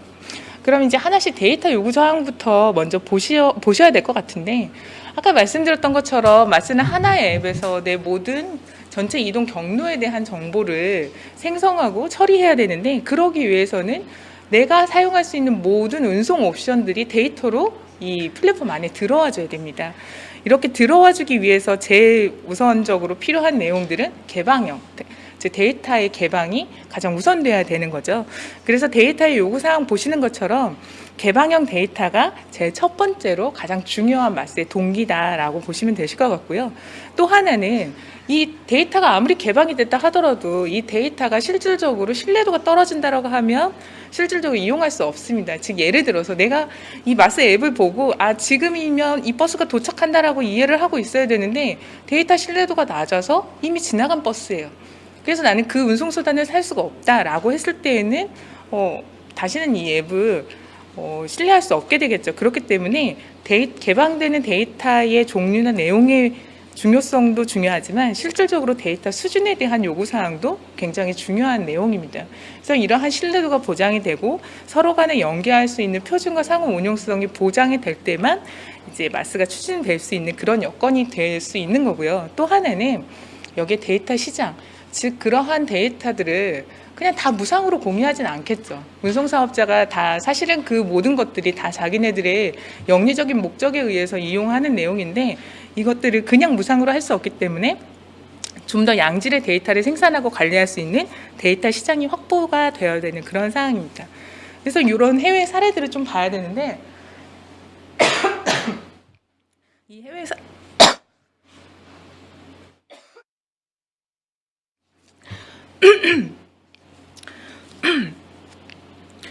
중앙에서는 이런 데이터를 수집하고 처리하기 위해서 마이데이터라고 하는 서비스를 추진을 하고 있습니다. 왼쪽에서 보시는 것처럼 즉 마이데이터다. 그럼 뭐냐면 개인이 자기가 생활하는 데 있어서 생산되는 모든 데이터를 나의 한정에서 서비스한다고 해야 될까요? 관리할 수 있는 체계를 가지고 있는 거죠. 그래서 왼쪽 아래 그림에서 보시게 되면 기존에 어떻게 데이터를 수집한다 그랬을 때는 각각의 AP별도 이렇게 각각 수집할 수 있는 어떠한 그 데이터를 수집할 수 있는 어느 집단이 있었고 그 해당하는 집단에 액세스해야지만 데이터를 수집할 수 있는 그런 관계였다면 이게 조금 더 나아가서 중앙 집중식으로 누군가가 즉 우리 예를 들어서 구글이든지 네이버 같은 데에서 그 데이터를 모아서 서비스할 수 있는 이런 체계로 갔다라고 하면 이제 마이데이터다 그러면 이제 개인의 정보를 개인 단위로 관리할 수 있는 체계가 된다라는 그런 내용인 거죠. 그래서 이렇게 됐을 때 가장 좋은 점은 이용자는 자기의 마이데이터를 가지고 나의 라이프를 분석할 수 있는 그러한 내용이 되는 거고 정부 입장에서는 이러한 데이터를 기반으로 해서 수요 관리를 한다던가 아니면 새로운 수요 대응형 교통체계를 도입을 한다던가 실시간 경로 제공을 하는 데 있어서의 최적화된 정보를 제공할 수 있는 그러한 단계까지 갈 수 있는 겁니다. 그래서 이 데이터를 어떤 형태로 관리하고 공유하느냐가 굉장히 중요한 포인트가 되는 거죠. 또 다른 오스트리아 같은 경우에서는 이러한 데이터의 개방을 위해서 중앙 집중식 데이터 플랫폼을 운영을 하고 있습니다. 즉 데이터를 제공하고자 하는 여러 프로바이더들이 있다라고 하면 이 여러 프로바이더들의 데이터를 하나의 중앙에서 모아서 필요로 하는 사람들에게 배포할 수 있는 체계를 만들어 놓는 거고요. 요거하고 유사하게 독일에서도 이와 유사한 형태의 중앙 집중식 데이터 플랫폼을 운영을 하고 있습니다. 그래서 한국은 이러한 중앙 집중식 데이터 플랫폼을 운영해서 추진을 할 것인지 아니면 앞서 말씀드렸던 것처럼 영국처럼 이렇게 마이데이터를 가지고 추진을 할 것인지 좀 논란이 있을 것 같은데요. 얼마 전에 봤더니 마이데이터를 가지고 서비스할 수 있는 내용을 시범 사업으로 운영을 하고 있더라고요. 그래서 아마도 우리나라도 이제 마이데이터를 활용할 수 있는 체계가 오지 않았나, 시대가 오지 않았나라고 기대를 해보고 있습니다. 또 다른 마스 추진 조건을 보시면 왼쪽에 보시는 것처럼 시스템 아키텍처, 즉 이러한 데이터를 가지고 생산할 수 있는 그 프레임워크를 전체적으로 통칭할 수 있는 아키텍처가 마련이 되어야 되는데 그림이 너무 작아서 좀 안 보이실 텐데 왼쪽 그림의 맨 밑에 계층을 차지하고 있는 공급자가 데이터 프로바이더입니다. 이 데이터 프로바이더들은 데이터를 생산하는 주체들, 아까 그게 말씀드렸던 것처럼 개인이 될 수도 있고요, 운송 사업자가 될 수도 있고요, 기반 인프라 제공자가 될 수도 있는 여러 계층의 데이터 프로바이더들이 이렇게 존재한다라고 하면 이 데이터를 가지고 개별적으로 서비스할 수 있는 서비스 사업자들이 따로 있습니다. 이 서비스 사업자들을 가지고 서비스한다라고 했을 때 이 서비스들을 통합해서 마스 프로바이더들이 뭔가 하나의 플랫폼에서 서비스하겠죠. 그리고 이 하나의 플랫폼에서 서비스하는 내용들을 마스 이용자한테까지 전달하는 이 체계들을 가지고 마스가 추진돼야 되는데 이러기 위해서는 표준이 가장 중요한 요소라고 보여집니다. 왜냐하면 이렇게 보시는 것처럼 이 모든 것들은 연계되어 있는 데이터 연계 체계를 가지고 이루어지기 때문에 표준화를 통해서 상호 운용성을 확보해야 되기 때문인 거죠. 자, 그럼 마스 생태계에 대한 협력 체계를 조금 보셔야 될 텐데 보시는 것처럼 마스는 아까 말씀드렸던 인프라, 서비스, 기업, 정부 이 여러 가지의 협력 체계가 다 같이 하나의 생태계에서 이루어져야 되는 그런 상황입니다. 그래서 하나의 주체만 두각을 나타낸다고 해서 마스가 이루어지는 것은 아니기 때문에 이 각각의 생태계가 협력 체계를 이룰 수 있는 사안이 만들어져야 되는 상황인 거죠. 그럼 이제 한국형 마스 추진 방향에 대해서 좀 말씀드리도록 하겠습니다. 한국형이라고 얘기를 하면 도대체 한국은 어떠한 형태의 이동과 활동성에 관한 특징을 가지고 있는지를 먼저 봐야 될 텐데요. 이제 이동성과 활동성의 관계에 따라서 토지나 아니면 도시 계획을 하는 데에 필요한 요소들을 정리를 할 텐데, 사실 이 도시와 관련되어 있는 모빌리티는 도시의 공간적인 특성을 배제하고는 얘기할 수 없는 그런 상황입니다. 그래서 이러한 도시의 공간 구조를 가지고 교통 체계를 마련을 할 때 보시는 것처럼 각각의 이동성과 활동성을 감안해서 이제 관리의 주체들을 정리를 할 텐데, 이 이동성에 따른 대중교통의 제공 원칙을 보시면 맨 아래 보시는 것처럼 어떤 시설적인 측면을 배제할 수가 없습니다. 그래서 이런 시설적인 측면들을 보시면 이제 환승 시설과 환승 서비스를 제공하는 주체들이 보여질 텐데, 이 환승 시설이 어떻게 되어 있느냐에 따라서 마스를 추진할 수 있는 최적의 조건이냐 아니면 아니냐가 이제 얘기할 수 있는 단계인 건데요. 아무리 우리가 심리스하게, 그러니까 끊김없이 도어 투 도어로 갈 수 있다 하더라도 내가 갈아타야 되는 운송수단이 아마 6개, 5개씩 된다라고 하면 여러분들은 과연 그 앱을 쓰실까요? 그럴 때에는 아마 자가용을 사용하시고 싶은 욕구가 더 크게 일어나시겠죠. 그래서 이렇게 어떤 그 사람들의 이동성을 기반으로 해서 어떤 환승 체계를 가질 수 있느냐가 가장 중요한 요소이기도 합니다. 그래서 이런 거를 배제할 수 없을 텐데요. 그러기 위해서 제일 중요한 요소 중에 하나는 이러한 사람들의 이동성과 관련되어 있는 내용을 가지고 분석해서 도시 안에서의 전체적인 수요 관리를 할 수 있는 툴을 개발을 하고, 이걸 기반으로 해서 도시를 최적화할 수 있는 서비스를 제공하는 그 지자체의 노력이 있지 않으면 안 되는 그런 사안인 거죠. 그래서 마스의 도입 기본 방향은 첫 번째로 아까 말씀드렸던 전체적인 참여 주체가 어떠한 역할들을 해야 되느냐, 어떻게 해야 되느냐라고 하는 내용들이 필수적인 요소 조건들의 하나일 거고요. 또 하나는 이 앱의 이용 편의를 향상하기 위해서 서비스할 수 있는, 한국에 맞게 서비스할 수 있는 내용들이 무엇인지를 보는 것 또한 기본 방향이 될 수 있을 것 같습니다. 또 하나는 그럼 교통 서비스, 지금에 있는 교통 서비스가 어느 정도 수준이고 이게 자율주행차나 아니면 AI, 빅데이터 기반들이 들어왔을 때 새롭게 서비스할 수 있는 녀석들이 무엇인지를 바라보고 이 내용들이 포함되도록 하는 것이 또 하나의 추진 방향 중에 하나가 될 수 있을 것 같습니다. 그래서 한국에 맞는 서비스를 제공하는 게 결론적으로 가장 중요하다고 얘기할 수 있겠죠. 그래서 각각의 지자체나 민간교통 플랫폼 사업자들이 어떤 역할들을 해야 될 것인지를 조금 나눠서 각각의 주체별 역할들을 제시해드리면 보시는 내용과 같습니다. 이렇게 각각의 주체별로 역할을 나누어 있지만 실질적으로는 각각의 계층별로 혹은 각각의 서비스 이용자별로 연계되는 내용을 하나의 서비스로 제공할 수 있게 이거를 통합하는 구조의 마스 사업자가 생겨나야겠죠. 이상으로 이제 한국형 마스 추진 방향에 대해서 조금 개괄적으로 설명을 드렸는데요.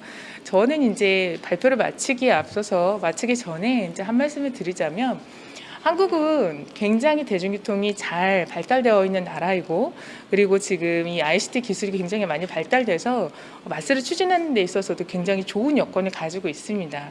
다만 이 마스를 추진하는 데 있어서 가장 중요한 요소 중에 하나가 요금 체계나 정책에 기반하는 것들인데, 이 각각의 주체별로 협의 과정이 어렵기 때문에 마스가 도입되는 데는 어느 정도 한계가 있는 것 같아요. 그래서 이러한 한계 극복을 위해서는 조금 더 모두 다가 같이 어떤 거버넌스를 만들고 그 거버넌스에서 같이 논의할 수 있는 장을 만드는 것도 굉장히 중요한 요소라고 생각합니다. 이상으로 발표를 마치도록 하겠습니다. 감사합니다. 네, 선생님 말씀 수고 많으셨습니다. 역시 굉장히 체계적이고 또 풍부한 지식과 또 정보, 그리고 나아가서는 지혜까지 담은 아주 훌륭한 발표였다고 생각하는데요. 이 마스크를 쓰시고 와서 굉장히 어려움이 많으셨던 것 같아요. 저도 이렇게 마스크를 쓰니까 발음이 불분명한 게 아니라 일단 심리적으로 이렇게 딱 막히는 느낌이에요. 그래서 말이 잘 안 나오고 그러는데 우리 손 박사님 경우는 자꾸 이렇게 기침으로 나오셨던 것 같은데 그럼에도 불구하고 아주 발표 내용이 너무 좋았던 것 같습니다. 궁금한 것이 굉장히 많은데요. 그럼에도 불구하고 발표자님들께서 너무 수고하셨으니까 10분 정도 휴식하고, 그러니까 3시 20분까지 휴식을 하고 곧 이어서 이제 토론으로 들어가도록 하겠습니다. 10분에 뵙죠.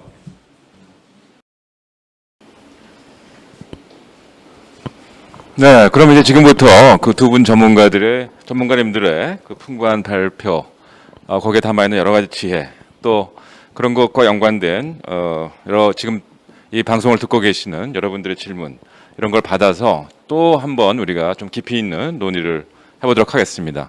진행하는 데서 아주 자리를 너무 멋있는 걸 마련해 주셨는데 사실은 저희는 이제 학술 논의 같은 것을 이렇게 딱딱한 테이블에서만 하다가 너무 편안한 자리에 오니까 긴장이 좀 풀어져가지고 조금 어색하기도 하지만은 조금 금방 익숙해지리라고 생각을 합니다.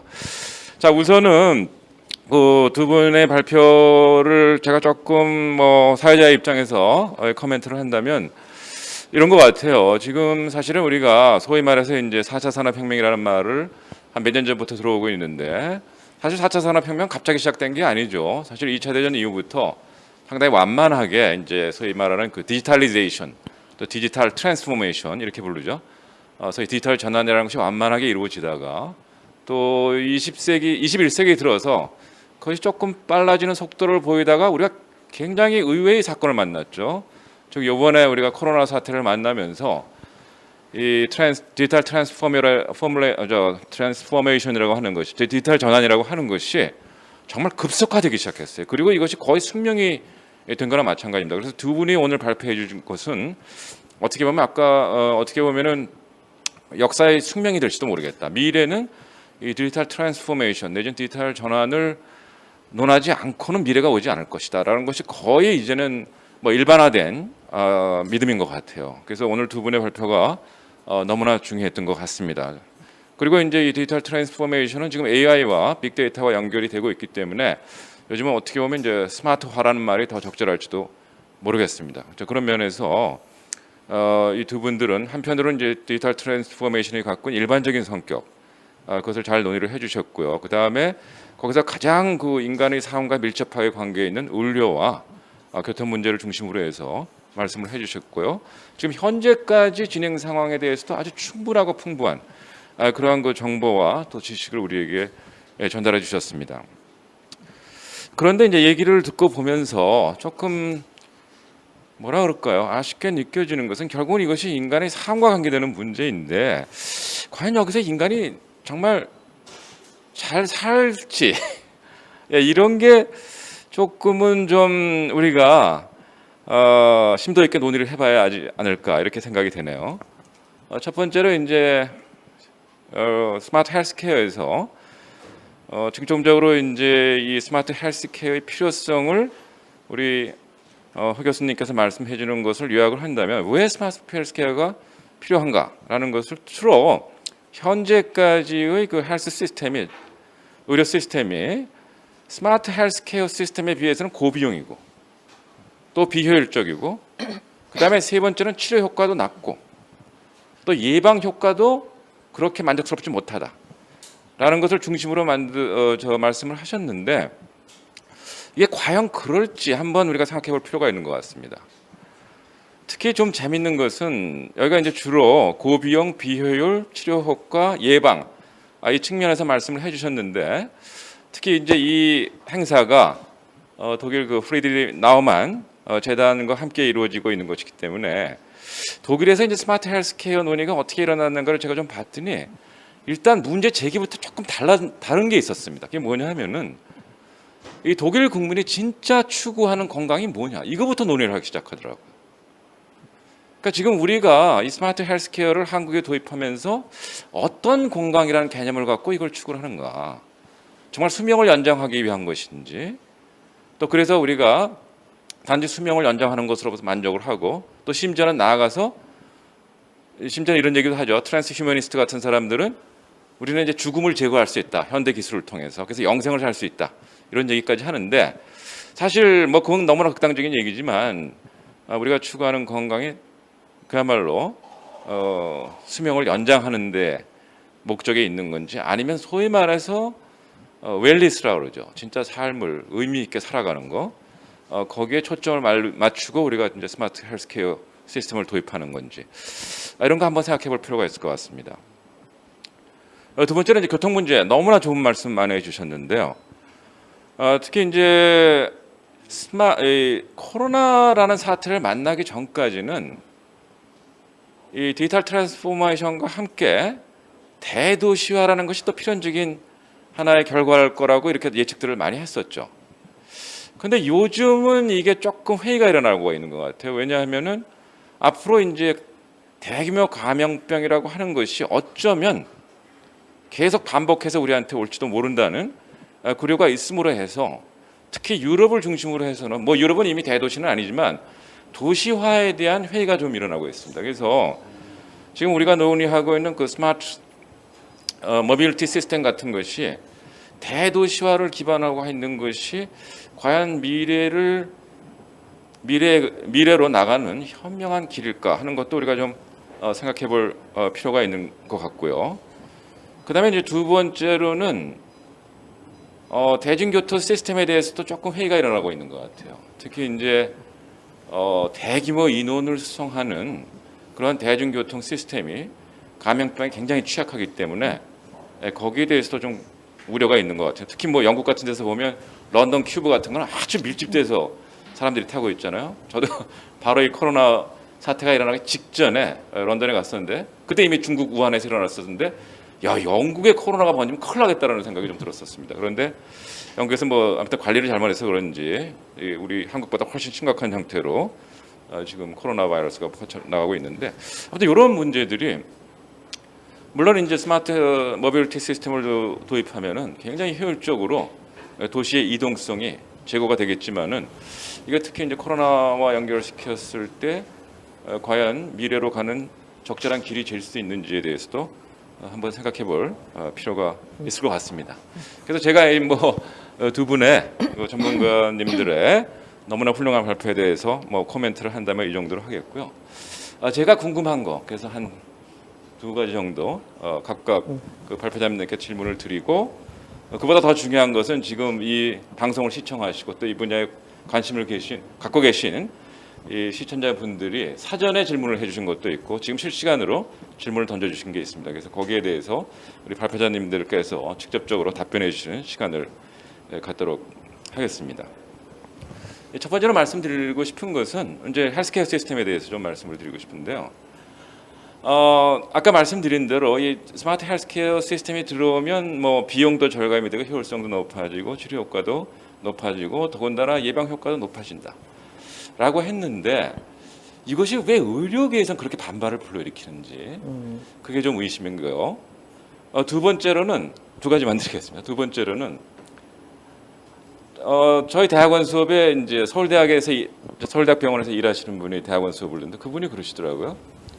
어떻게 보면 우리가 이미 알려진 사실인지도 모르는데 근대 병원은 사실은 공장이다. 그리고 거기에 있는 환자들은 사실은 어떤 면에서 기계적인 몸을 가진 것으로 보고 우리는 치료라는 것을 그냥 고치는 걸로 생각하고 있다. 그래서 병원의 공간이라고 하는 것이 공장의 형태를 벗어나서 진짜 치유의 공간으로 바뀌어야 된다. 이런 얘기를 하셨는데 지금 스마트 헬스케어 시스템은 과연 공장으로서의 근대 병영을 디지털 공간으로 옮겨 놓는 건지 아니면 정말 스마트라는 말이 뜻하듯이 근대 병이 갖고 있는 그 어리석음을 극복하고 새로운 어떤 병원의 개념을 가져오면서 거기에 있는 인간들을 치유의 어떤 기회를 제공할 수 있는 그러한 어떤 정말 스마트한 공간이 되는 것인지 그 두 가지 질문을 우선 우리 허 교수님께 드리고 싶습니다. 그리고 답변이 오면 그 다음에 이제 질문을 드릴게요. 예. 네, 질문 말씀 너무 감사드리고요. 이 질문과 함께 여기 지금 화면에 지금 나와 있던 오늘 청취자분들의 질문까지도 함께. 아니 그건 순서를 따로 이후에 다시 말씀. 일단은 저는 일단은 저는 이제 제가 정책학자고 행정학자이기 때문에 의료 분야의 또 스테이크홀더는 아니고요. 워낙 또 이 교수님께서 더 그런 깊이 있는 말씀들을 그런 맥락들을 말씀해 주셨는데 제가 보는 관점에서의 헬스케어의 측면들은 우리가 이제 데이터 전환, 디지털 전환 얘기했지만 거기서 가장 중요한 이슈 중에 하나가 데이터 오너십이잖아요. 소유권인데 저는 헬스 오너십이 이제는 환자 중심으로 패러다임이 전환되는 것들의 그 정점을 다가고 있다고 봅니다. 그러니까 좀 적나라하게 말씀드리면 그전에는 그 모든 헬스의 오너십은 의사들한테 있었죠. 네, 의사들을 누가 평가하거나 의사들의 서비스에 대해서 누가 관리하거나 하지 않았죠. 그러니까 실질적으로 근데 그런 것들이 이제는 사용자 중심의 헬스 시스템의 생태계 전환이 가장 큰 중심이라고 보고요. 그래서 저는 제 PT에서도 이제 집단지성이라는 표현을 썼는데 집단지성을 바라보는 그러니까 제가 쓴 것뿐만 아니라 이제 뭐 창조경제연구회라든지 다양한 제가 전에 있던 카이스트와 또 같이 연구했던 다양한 단체에서 그런 표현들을 많이 쓰는데요. 그러한 사용자 생태계 중심, 환자와 일반 시민 생태계 중심으로서의 헬스케어의 중심의 변화, 그리고 거기 안에서 집단지성의 변화. 그래서 데이터 오너십을 헬스 오너십으로. 근데 그 헬스는 일리스의 의료뿐만 아니라 웰리스의 그러한 웰빙의 오너십의 변화까지도 우리가 그것들을 다 바라보고 있다는 측면이 그게 가장 중요한 측면이 하나라고 볼 수 있고요. 그런 측면들이 뭐 다양한 질문들도 제가 봤는데 그런 측면에서 우리가 절대 간과하지 말아야 될 중요한 의미 중에 하나라고 말씀드리고 싶습니다. 그다음에 병원 공간의 구조가 지금 공장 구조처럼 되어 네, 있는데 네, 네. 그것이 스마트 헬스케어가 도입됐을 때 그러한 문제점이 극복이 될 수 있을지. 저는 아까 그 욕실에서 침대까지 그 영상도 하나의 클립이라고 보는데요. 그러니까 그게 요람에서 무덤까지 잘 아시는 것처럼 영국의 복지주의 시스템, 기존의 국가주의에서 발전주의 국가에서 이제 복지주의 국가 시스템으로 발전하는 가장 큰 키워드가 요람에서 무덤까지였는데 저도 그런 측면에서 이제는 내 삶의 케어, 내 삶의 정부의 케어가 이제는 우리 삶의 라이프 스타일과 단순히 그 의료 치료뿐만 아니라 예방 맞춤 더불어서 웰빙까지 이루어지는 그런 측면에서 충분히 가능성이 많이 있다고 보고요. 실질적으로 지금 의료 산업이 되게 많이 활성화되어 있는 일본 같은 경우는 요양 시스템에서 요양병원에서 엄청난 AI 로봇들 엄청나게 활용하고 있거든요.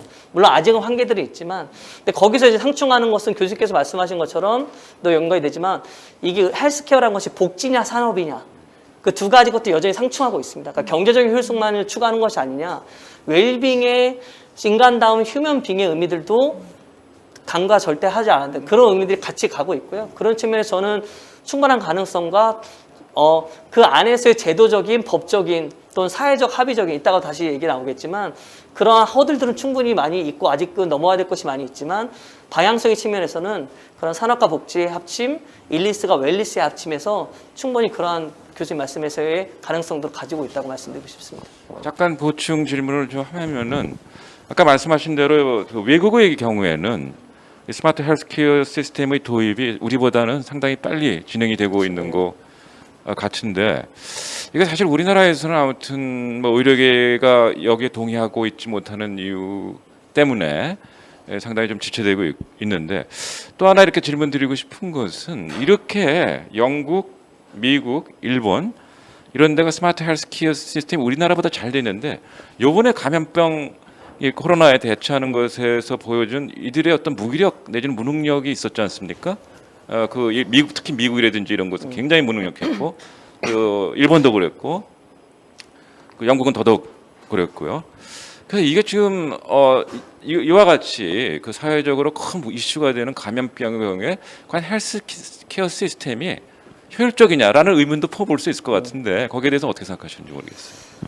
저는 그 사회적 갈등 측면에서는 솔직히 이따가 뭐 아까 저기 실장님께서 마스도 얘기해 주시고 모빌리티 에즈 서비스 저희 의료 이번에 갈등 전에 또 작년에 우리 엄청난 갈등이 있었습니다. 카카오 택시와 택시 간의 갈등 그것도 동일하게 혁신과 기존의 일자리 간의 상충되는 측면이었거든요. 제가 올 초에 2030 카이스트 미래경고라는 책을 김영사에서 저희 이제 카이스트 연구진과 전에 제가 지금 경상돼 있지만 그래서 같이 많이 했던 내용들에서 보면 거기가 이제 혁신을 추구하는 사회적 합의 측면들을 충분히 많이 얘기했었거든요. 그래서 그 부분들의 연결들이 단순히 의료계뿐만 아니라 우리가 4차 산업혁명 디지털 전환으로 갈 때의 그 충돌은 사회적 계층, 다양한 사회적 공간에서 다양하게 일어날 거고요. 근데 의료는 솔직히 말씀드려서 의사단체가 너무 큰 빅샷이다 보니까 엄청 크게 정보를 능가하는 근데 솔직히 택시기사님들 그러지 못했잖아요.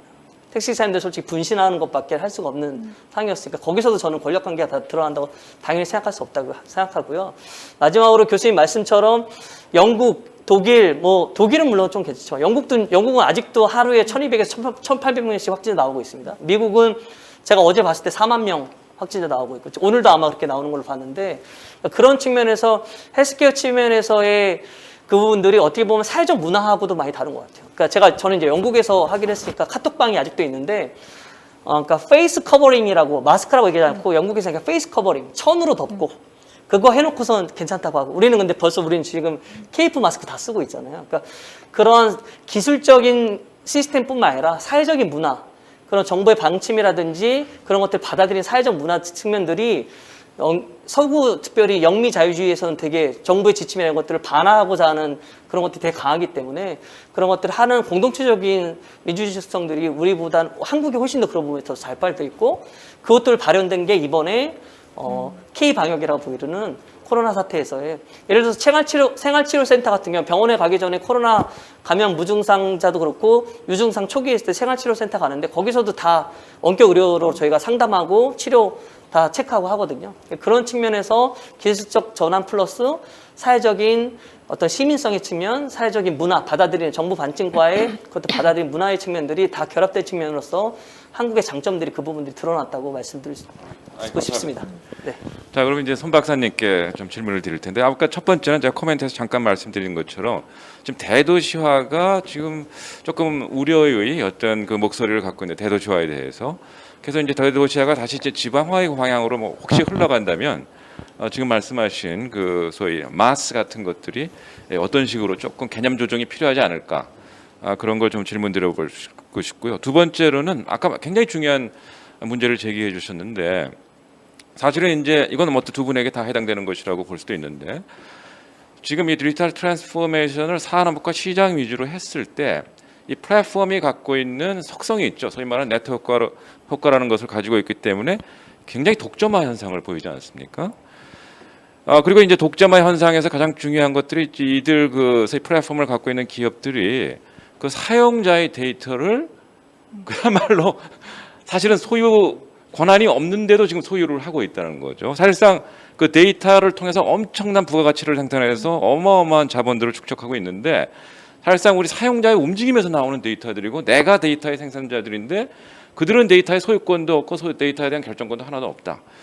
그런 비판이 되고 있는데, 그런 의미에서 이제 마이 데이터라고 하는 그 새로운 개념과 그걸 중심으로 하는 운동이 사실은 어떻게 보면 이제 미래에 굉장히 중요한 이슈가 될 수도 있을 것 같은데, 이 마이 데이터 문제하고 이 소위 마스 시스템하고 여러 가지 이제 중앙 집중식 데이터 관리도 있고 뭐 산업 기업체 위주의 데이터 관리도 있는데, 우리 선방사님이 보시기에 이 마스가 공공성과 또 개인의 복리 이런 걸 갖는다면 이 데이터 관리를 어느 방식으로 하는 것이 좋을지 그거 좀 말씀해 주시면 좋겠습니다. 네. 굉장히 심도 있는 질문을 해주셔서 너무 감사합니다. 일단 첫 번째, 아까 지방 소도시화가 된다거나 이랬을 때 어떻게 이런 마스가 조금 바뀌어야 되는 거 아니냐, 아주 좋은 말씀을 해주셨는데요. 사실 지금의 마스는 연계에 대한 통합과 연계에 대한 관점이라면 이젠 수요 대응형으로 가야 되는 관점으로 넘어가야 되는 그런 상황입니다. 즉 그렇게 교통체계가 제대로 갖춰져 있지는 않은 도시에서는 실질적으로 대중교통 체계가 뭐 제대로 갖춰져 있지가 않습니다. 이럴 때에는 이용자들의 수요에 반응해서 뭐 차량의 사이즈라든가 노선이라든가 이런 거를 그때그때 실시간으로 연계해서 정리를 해줄 수 있는 형태의 교통 서비스를 수요 대응형 서비스라고 얘기를 하는데, 이런 수요 대응형 서비스가 실질적으로 마스가 활성화되면 활성화될수록 조금 더 고신뢰성 있고 고도화된 서비스를 해줄 수가 있는 거죠. 그 사람들의 모든 수요나 이런 게 플랫폼을 통해서 들어오고 그 사람들에 대한 데이터가 언제나 이제 최적화시킬 수 있는 형태가 된다라고 하면 수요 대응형 서비스가 이제 고도화될 수 있어서 사실상 지금 이런 코로나 시대나 이런 걸 봤을 때에는 마스가 활성화되는 게 조금 더 효과적일 수 있었다라고 보여집니다. 이거는 조금 더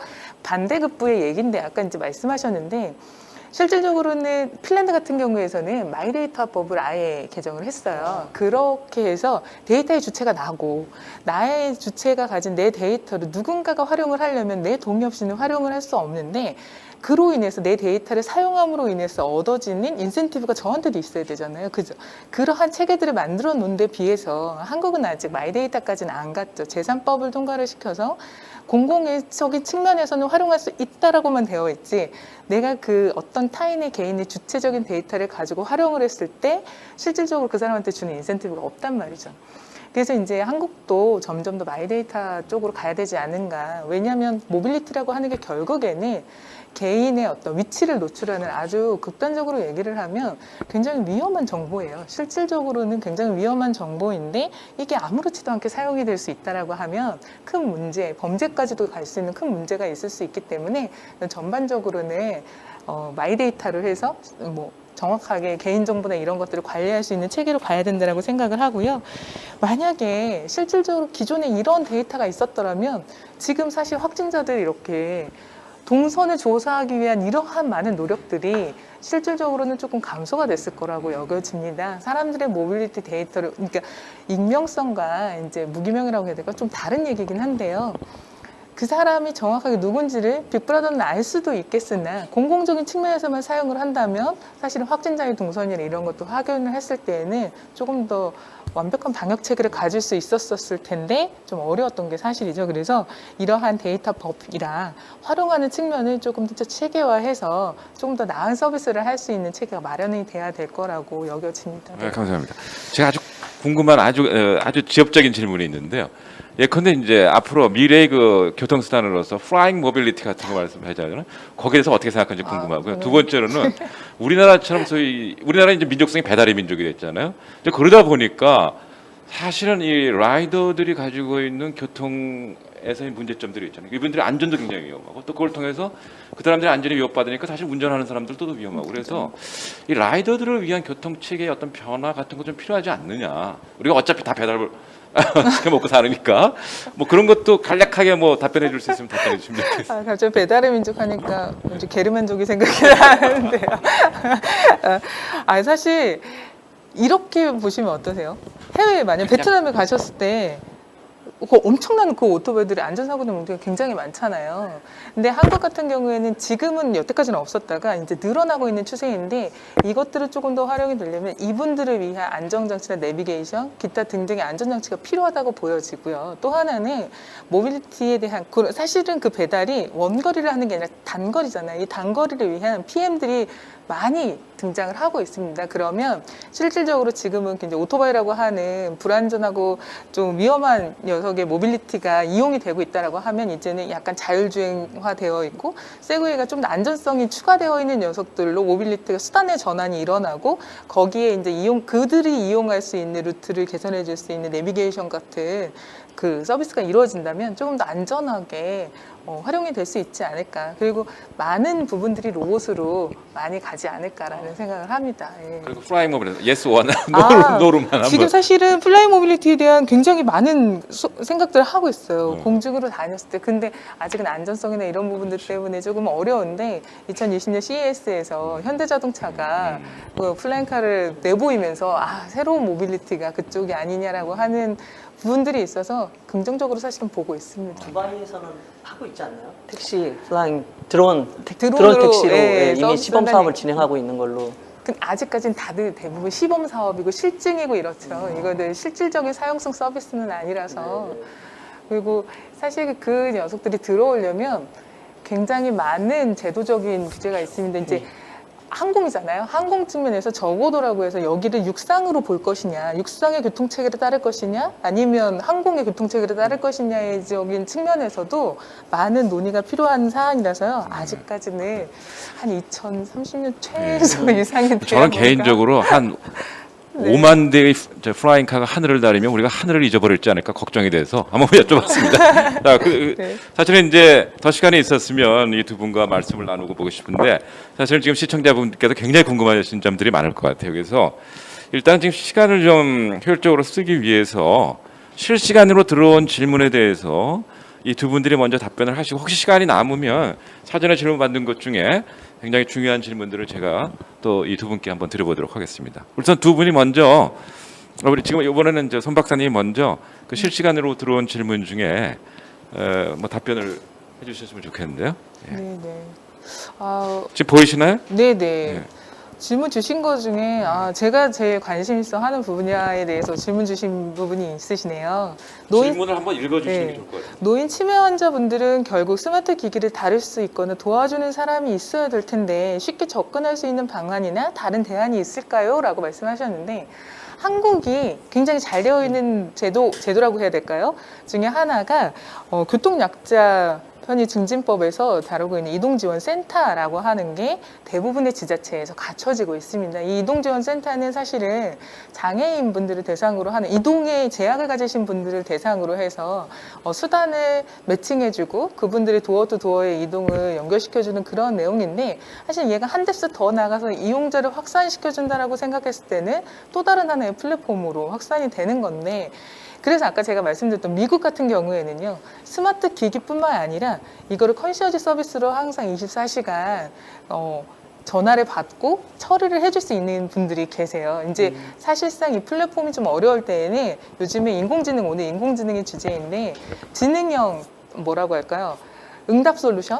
이게 굉장히 어려운 얘기긴 한데 이분들의 어눌한 말이라도 듣고 이분이 무엇을 원하는지 로봇이 대체해서 대답을 해줄 수 있고 여기에 그 플랫폼하고 연결해서 그분들의 도어 투 도어를 책임질 수 있는 매칭이 이루어진다면 이분들한테도 그런 서비스를 할 수 있는 그런 상황이 될 것 같아요. 그래서 지금은 조금 앞서가는 얘기긴 했지만 이런 컨시어지 서비스하고 플랫폼과 같이 병행해서 유니버셜 마스가 이루어지는 단계가 실질적으로는 조금 한국에서 제일 필요한 서비스이지 않나라는 생각이 듭니다. 네, 감사합니다. 다음 허 교수님. 네네. 저는 두 가지 정도가 아까 온 것들. 잠깐 이 질문이 저쪽에 화면에 올라오죠?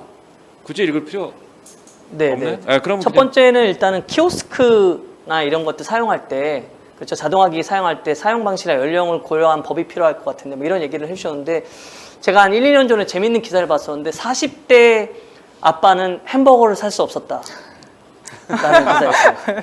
혹시 햄버거 잘 사시나요? 네.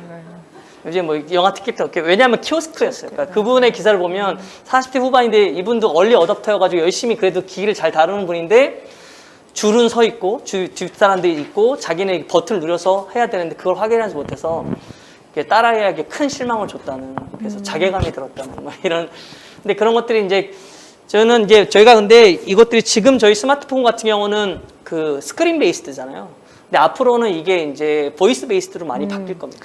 지금도 많이들 하고 있고. 그래서 솔직히 이제 유튜브를 많이 좋아하시는 어르신들 같은 경우는 그런 이유도 있거든요. 이렇게 소리가 계속 나오니까. 저희가 이렇게 화면을 보고 클릭하고 하는 것들에 대해서는 되게 어려운데 그런 것들을 활성화할 수 있는 기술적인 전환들도 있을 것이고요. 더불어서 이제 이런 것들이 결국에는 디지털 리터러시, 그 디지털 갭 측면에서 그런 것들을 상쇄할 수 있는 교육적인 방법, 정책적인 방법, 그 법을 통해서 여기서 이 질문자께서 법 얘기까지 하셨는데 법을 통해서 지원할 수 있는 방법. 그러니까 예를 들어서 요즘에 고속터미널이나 이렇게 터미널 가면 줄 서 있는 분들은 다 50대 이상의 분들이십니다. 왜냐하면 그 이자분들은 다 앱으로 다 이미 결제가 돼 있거든요. 그렇게 결제해서 자동 결제하는데 그분 다 현장에서 줄 서서 표를 예매하시는 분들이 많으니까 그런 측면에서의 디지털 갭과 디지털 리터러시를 줄일 수 있고 지원할 수 있는 법 제도적인 측면들을 계속적으로 논의를 하고 있고요. 저도 재작년에 국회에서 다양한 의원들을 만났을 때도 그런 논의들이 있는 것들을 들었었고 두 번째 질문은 이제 좀 근원적인 질문인데 아까도 나왔지만 원격 진료 도입할 때 전제 조건은 사회적 합의다. 그러니까 의료 파업 모습을 보면 우리에게 요원한 일로 보이고 정부에서 추진하는 디지털 뉴질에서의 원격 진료 달성 목표에 대해서 알고 싶다. 근데 저는 정부 관계자는 아니어서 근데 이제 아까도 말씀드렸지만 디지털 전환을 할 때는 혁신과 합의는 항상 같이 갈 수밖에 없고 동전의 양면과 같이 그래서 그것들이 단순히 의료뿐만 아니라 전체적인 지금 모빌리티에서도 아까 카카오택시 말씀드린 것처럼 다양한 지역에서 그리고 이것들은 4차 산업혁명은 이제는 일자리의 습격이라는 표현까지 쓰기도 하고 그리고 제2의 러다이트 운동으로 영국 노동자들이 기계를 깨러 부셨던 것처럼 도올 선생님 같은 경우는 제2의 러다이트 운동을 해야 된다까지 얘기를 나왔기 때문에 이건 단순히 의료 분야뿐만 아니라 전체적인 4차 산업혁명 시대 우리 사회의 다양한 직업군의 변화 이런 사회적 양식이 변화했다는 부분들이 분명히 있고요. 의료 파업은 워낙 이쪽이 큰 스테이크홀더다 보니까 더 크게 부각된 부분들이 있는데 저는 전체적인 방향성으로는 당연히 그렇게 갈 거라고 보고요. 정책학에서는 경로 의존성이라는 말이 있습니다. 패스 인디펜던시라서 저희는 그동안까지 그렇게 기약해왔어요. 근데 그게 크리티컬 정처라는 중대한 전환점이 왔으면 확 바뀝니다. 코로나19가 그랬고요. 언택트 사회에서 저희가 이렇게 쓰고 실장님 되게 힘들어하시며 발표하시고 이런 것들이 얘는 7개월 전만 해도 상상하지 못했던 일들이잖아요. 앞으로 그런 것들이 중대한 전환점들로 계속 갈 거고요. 그래서 이러한 4차 산업혁명의 전환 측면에서 의료 측면에서 원격 진료와 원격 전환도 그 부분도 갈 것이고, 법적으로는 지금 의료법 34조가 원격 진료를 얘기를 하고 있어요. 그리고 지금 강원도 원주나 이런 쪽에서는 우리 부산이 제가 그 블록체인 특화 말씀한 것처럼 강원도가 의료 특화지구로 원격 진료 사업 시범 사업들을 하고 있는데, 그런 측면에서의 방향성 측면들은, 그리고 합의 측면들은 아까 말씀드린 대로 공급자 중심에서 수요자 중심으로 나아가는 디지털 전환 시대에서는 계속적으로 넘어갈 허들이고, 그것들을 잘 정진해 나가는 그러한 합의들을 만들어 나가는 국회의원들, 정부 관계자들을 저희가 지원을 해드려야 된다. 그런 것들은 이제 미국이나 독일이나 영국들도 그 사회적 합의들을 계속 만들어 나가고 있거든요. 그래서 앞으로 우리가 나아갈 그 방향 속에서의 가장 큰 과제라고 말씀드릴 수 있겠습니다.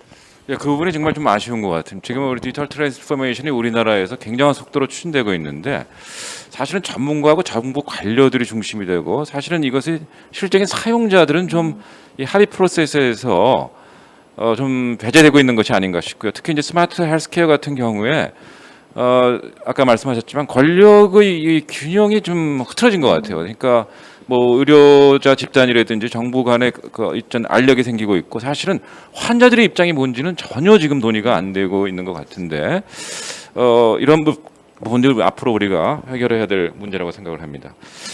이제부터 또 이렇게 질문 들어온 것 중에 몇 가지 선택해서 두 분께 여쭤보고 싶은데요. 우리가 지금 스마트 시티만 얘기하다 보니까 사실은 우리가 정말 어떤 면에서는 관심을 안 갖고 있는 부분이 있는데, 이 농촌의 문제입니다. 스마트 시티만 얘기하는데 스마트 칸츄리는 우리 얘기 못하는 거지. 특히 농업에 대해서 질문해 주신 분들이 몇 분 계세요. 도대체 4차 산업을 통해 가지고 농촌이 어떻게 될 것이냐, 이런 질문을 해 주신 게 있고요. 또 AI가 농업에서 활용된 예 같은 거 말씀해 줄 수 있느냐, 이런 말씀을 해 주셨는데, 두 분 중에 뭐 여기에 대해서 답변을 해 주시면 좋겠습니다. 제가 있는 그 경상대가 경남의 거점 국립대인데요. 그 스마트팜 그죠? 융합 대학원이 최근에 설립이 돼서 국가로부터 많은 지원도 받고 경남도로부터도 많이. 그러니까 스마트팜이 그 농촌 지역에서의 가장 혁신적인, 농촌 지역에서의 스마트 시티. 그러니까 시티라는 것들이 단순히 시티로 끝나는 게 아니라 타운적인 측면이기 때문에 커뮤니티까지 연결되고요. 스마트팜의 사례들을 되게 많이 그거 보실 수 있을 것 같고, 뭐 요즘에 스마트팜의 중요한 사례 너무 많으니까요. 그래서 뭐 그런 것들이 단순히 도시로 끝나는 것이 아니라, 스마트 도시는 스마트한 사람들만 사는 곳이냐, 막 이렇게 얘기하시는 분들도 있던데, 그런 것이 아니라 그 안에서 우리의 삶의 양식뿐만 아니라 그런 협력과 지원의 양식들도 도시를 넘어서 농촌과 도시 지역에 같이 갈 수 있고, 더불어서 하나 더 사례는 스마트 도시 재생 사업들도 많이 있어요. 도시와 농촌을 연결시켜서 도시 재생을 할 때 스마트 기술들을 연결시켜서 도시 재생들이, 여기도 도시가 들어가지만, 그러니까 그런 도시뿐만 아니라 농촌의 재생들을 도농 간의 협력의 도시 재생 사업들을 하고 있는 것들이 상당히 많이 있습니다. 그게 이제 국가균형발전위원회에서도 많이 하고 있는 것이고, 이 정부뿐만 아니라 그전 정부에서도 많이 했고요. 그래서 그러한 스마트팜의 사례, 그 다음에 스마트 도시 재생 사업의 사례, 두 가지를 좀 관심 있게 보시면 좋겠다는 말씀 드리고 싶습니다. 감사합니다. 그 다음에 이제 교통에 대해서 여쭤볼 텐데, 이런 질문이 들어왔습니다. 그러니까 자율 자동차가 실질적으로 상용화돼서 우리 실생활에서 활용될 시점이 언제냐라는 것이고요. 그것과 연관해가지고 이런 얘기가 있잖아요. 진짜 자율 자동차가 제대로 운행되려면 인간의 운전을 금지시켜야 된다. 그래야 사고가 안 난다. 이런 얘기가 있거든요. 혹시 그런 얘기에 관해서 의견이 있으신지 묻고 싶고요. 그리고 실질적으로 무의 자동차가 실질적으로 효율적으로 운행되기 위해서는 스마트 도로들이 또 건설이 되는데, 이런 얘기 있는데, 그럼 어떻게 생각하시는지 좀 답변해 주시면 감사하겠습니다. 네. 지금 자율차 관련해서 한국에서는 엄청난 연구를 진행 중에 있습니다. 그 19년이었던가요? 대통령 비전 선포식을 통해서 한국에서 2027년에 자율주행차 상용화를 추진하겠다 말씀하시면서 지금 1조 9천억이던가요? 그 정도 이상의 다부처 과제가 내년부터 7년까지 이제 그 기간 동안 자율주행차를 개발하는 연구까지 포함되어 있을 정도로 굉장히 지금 혁신적으로 추진되고 있는 단계인데, 글쎄요, 얘의 상용화에 대해서 말씀을 드리자면 좀 많은 한계가 있을 것 같아요. 저희 사실은 연구자적인 입장에서는 기술적으로는 가능한데 그게 말씀하셨던 대로 자율차만 있을 때는 문제가 안 되지만 인간 운전자가 끼는 순간 이 정말 카오스가 되는 그런 상황입니다. 그래서 혼재 상황에 대한 연구가 계속 이루어지고는 있으나 과연 어떻게 될지는 아직은 다 시뮬레이션 말고는 해볼 수가 없어서요. 그 혼재기를 어떻게 넘길 것이냐가 좀 중요한 이슈이기도 합니다. 왜냐하면 아까 말씀하신 저희가 연구를 해봤을 때 자율주행차의 퍼센트가 10% 정도일 때 하고 인간은 자율주행차 90%일 때 하고의 교통 체계 효율화 정도의 내용을 보면요. 어떨 것 같으세요, 교수님? 글쎄요, 자율주행차 90%가 훨씬 좋지 않나요? 훨씬 좋지만 90%라고 해도 20%의 인간 운전자 때문에 효율화가 깨지는 걸로 연구가 나옵니다. 그래서 이 혼재 상태에서 과연 효율적으로 운영하려면 어떻게 할 건가에 더 관심을 갖죠. 예를 들면 아까 스마트 도로 말씀을 하셨는데 인프라가 그거를 되게 많이 협력을 해주는 거죠. 예를 들어서 자율주행 차량이 어느 정도 용량이 벌어졌을 때는 사실상 자율주행 전용 도로로 운영을 해준다라고 하면 효율성이 확 늘어나는 거거든요. 그러려면 지금 운영되고 있는 도로가 가변성을 가지고 움직일 수 있도록 디지털화 돼야 되는 거기 때문에 스마트 도로와 자율주행을 같이 개발을 해야 되는 상황이고요. 그래서 자율협력주행이라고 저희들은 얘기를 합니다. 그래서 스마트 인프라, 도로 인프라도 같이 스마트화 해줘야 되는 거죠. 저희 2년 전에 국회에서 이런 관련된 논의들 연구단체에서 할 때 보험연구원도 오고 현대장치에서 왔는데 지금 손 시장님 말씀처럼 중간에 현용되는 부분들이 어떻게 넘어갈 것인가 얘기하면서 뭐 다양한 의견들이 있었고 더불어서 그 자율주행차 전용 도로 말씀 지금도 하셨지만 그러니까 버스 전용 차선처럼 자율주행차 전용 차선이 생겨야 될 것이고 그쪽은 자율주행차들만 진행할 수 있고 중간에 넘어가는 그 혼용 하이브리드 시기들을 그렇게 넘어갈 수 있는 여러 가지 제도적인 시스템된 방안들이 더 필요하다는 얘기들이 많이 나왔던 걸로 기억하고 있습니다. 그래서 저희 철학하는 입장에서 완전히 자율자동차가 완벽하게 움직인다는 건 사실 인공지능이 그렇게 완벽할 수가 없기 때문에 불가능하다고 보거든요.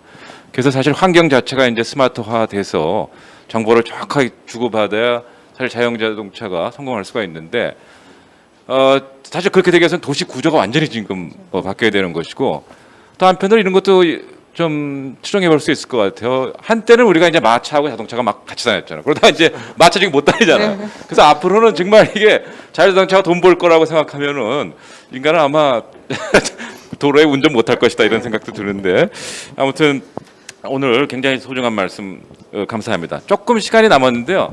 두 분께 그럼 마지막으로 아까 발표 시간에 못 하신 얘기도 있으실 것 같고 그러니까 마무리하는 말씀으로 두 분께 좀 부탁을 드리고 싶습니다. 예.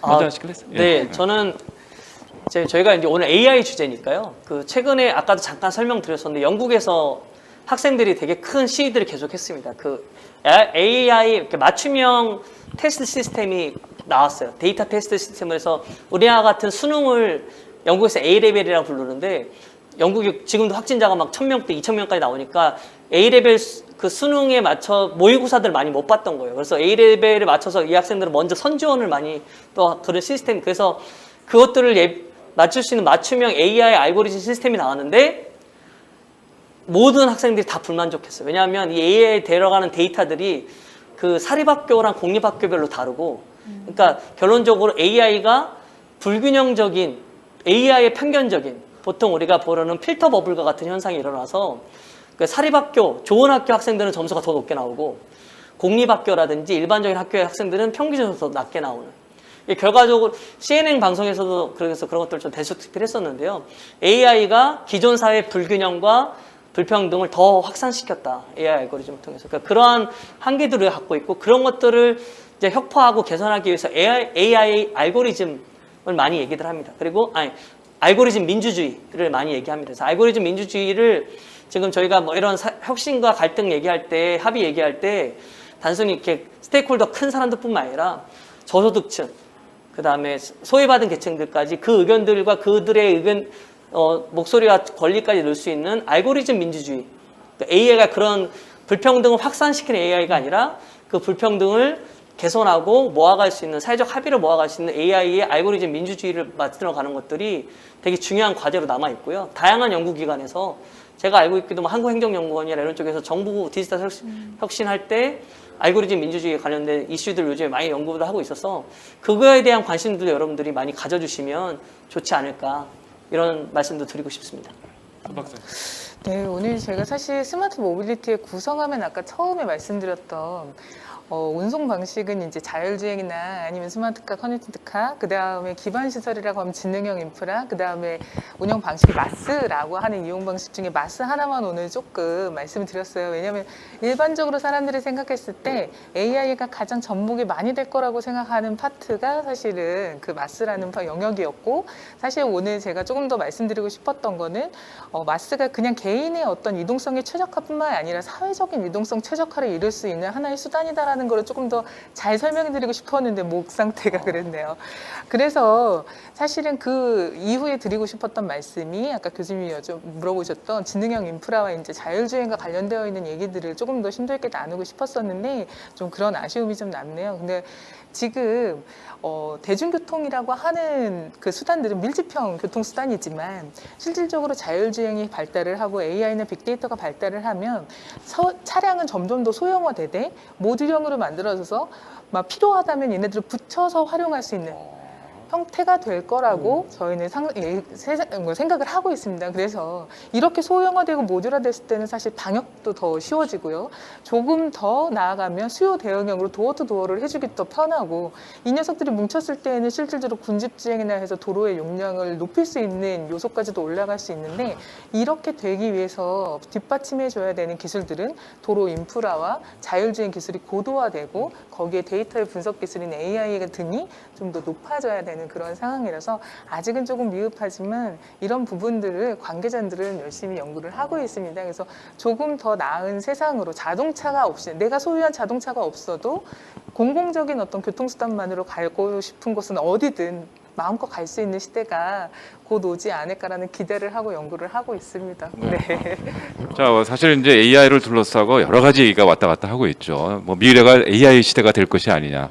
그러면 인간은 어떻게 될 것이냐 등등 뭐 여러 가지 우려도 있고요. 또 어디를 지나가다 보니까 어떤 대학의 교육 목표가 미래의 시대는 AI다. AI를 위해서 연구와 교육을 하자 이렇게 써있더라고요. 그래서 이게 앞으로 정말 인간은 미래가 없나 보다 이렇게 생각을 했는데 이 두 분을 보니까 그런 걱정을 안 해도 되겠습니다.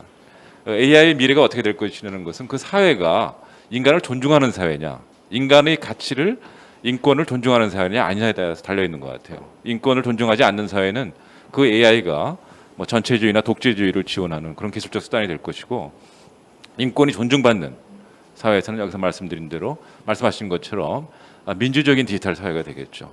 이 두 분을 보니까 앞으로 우리가 민주적인 디지털 사회로 나갈 것 같아서 희망을 갖게 됐습니다. 감사합니다.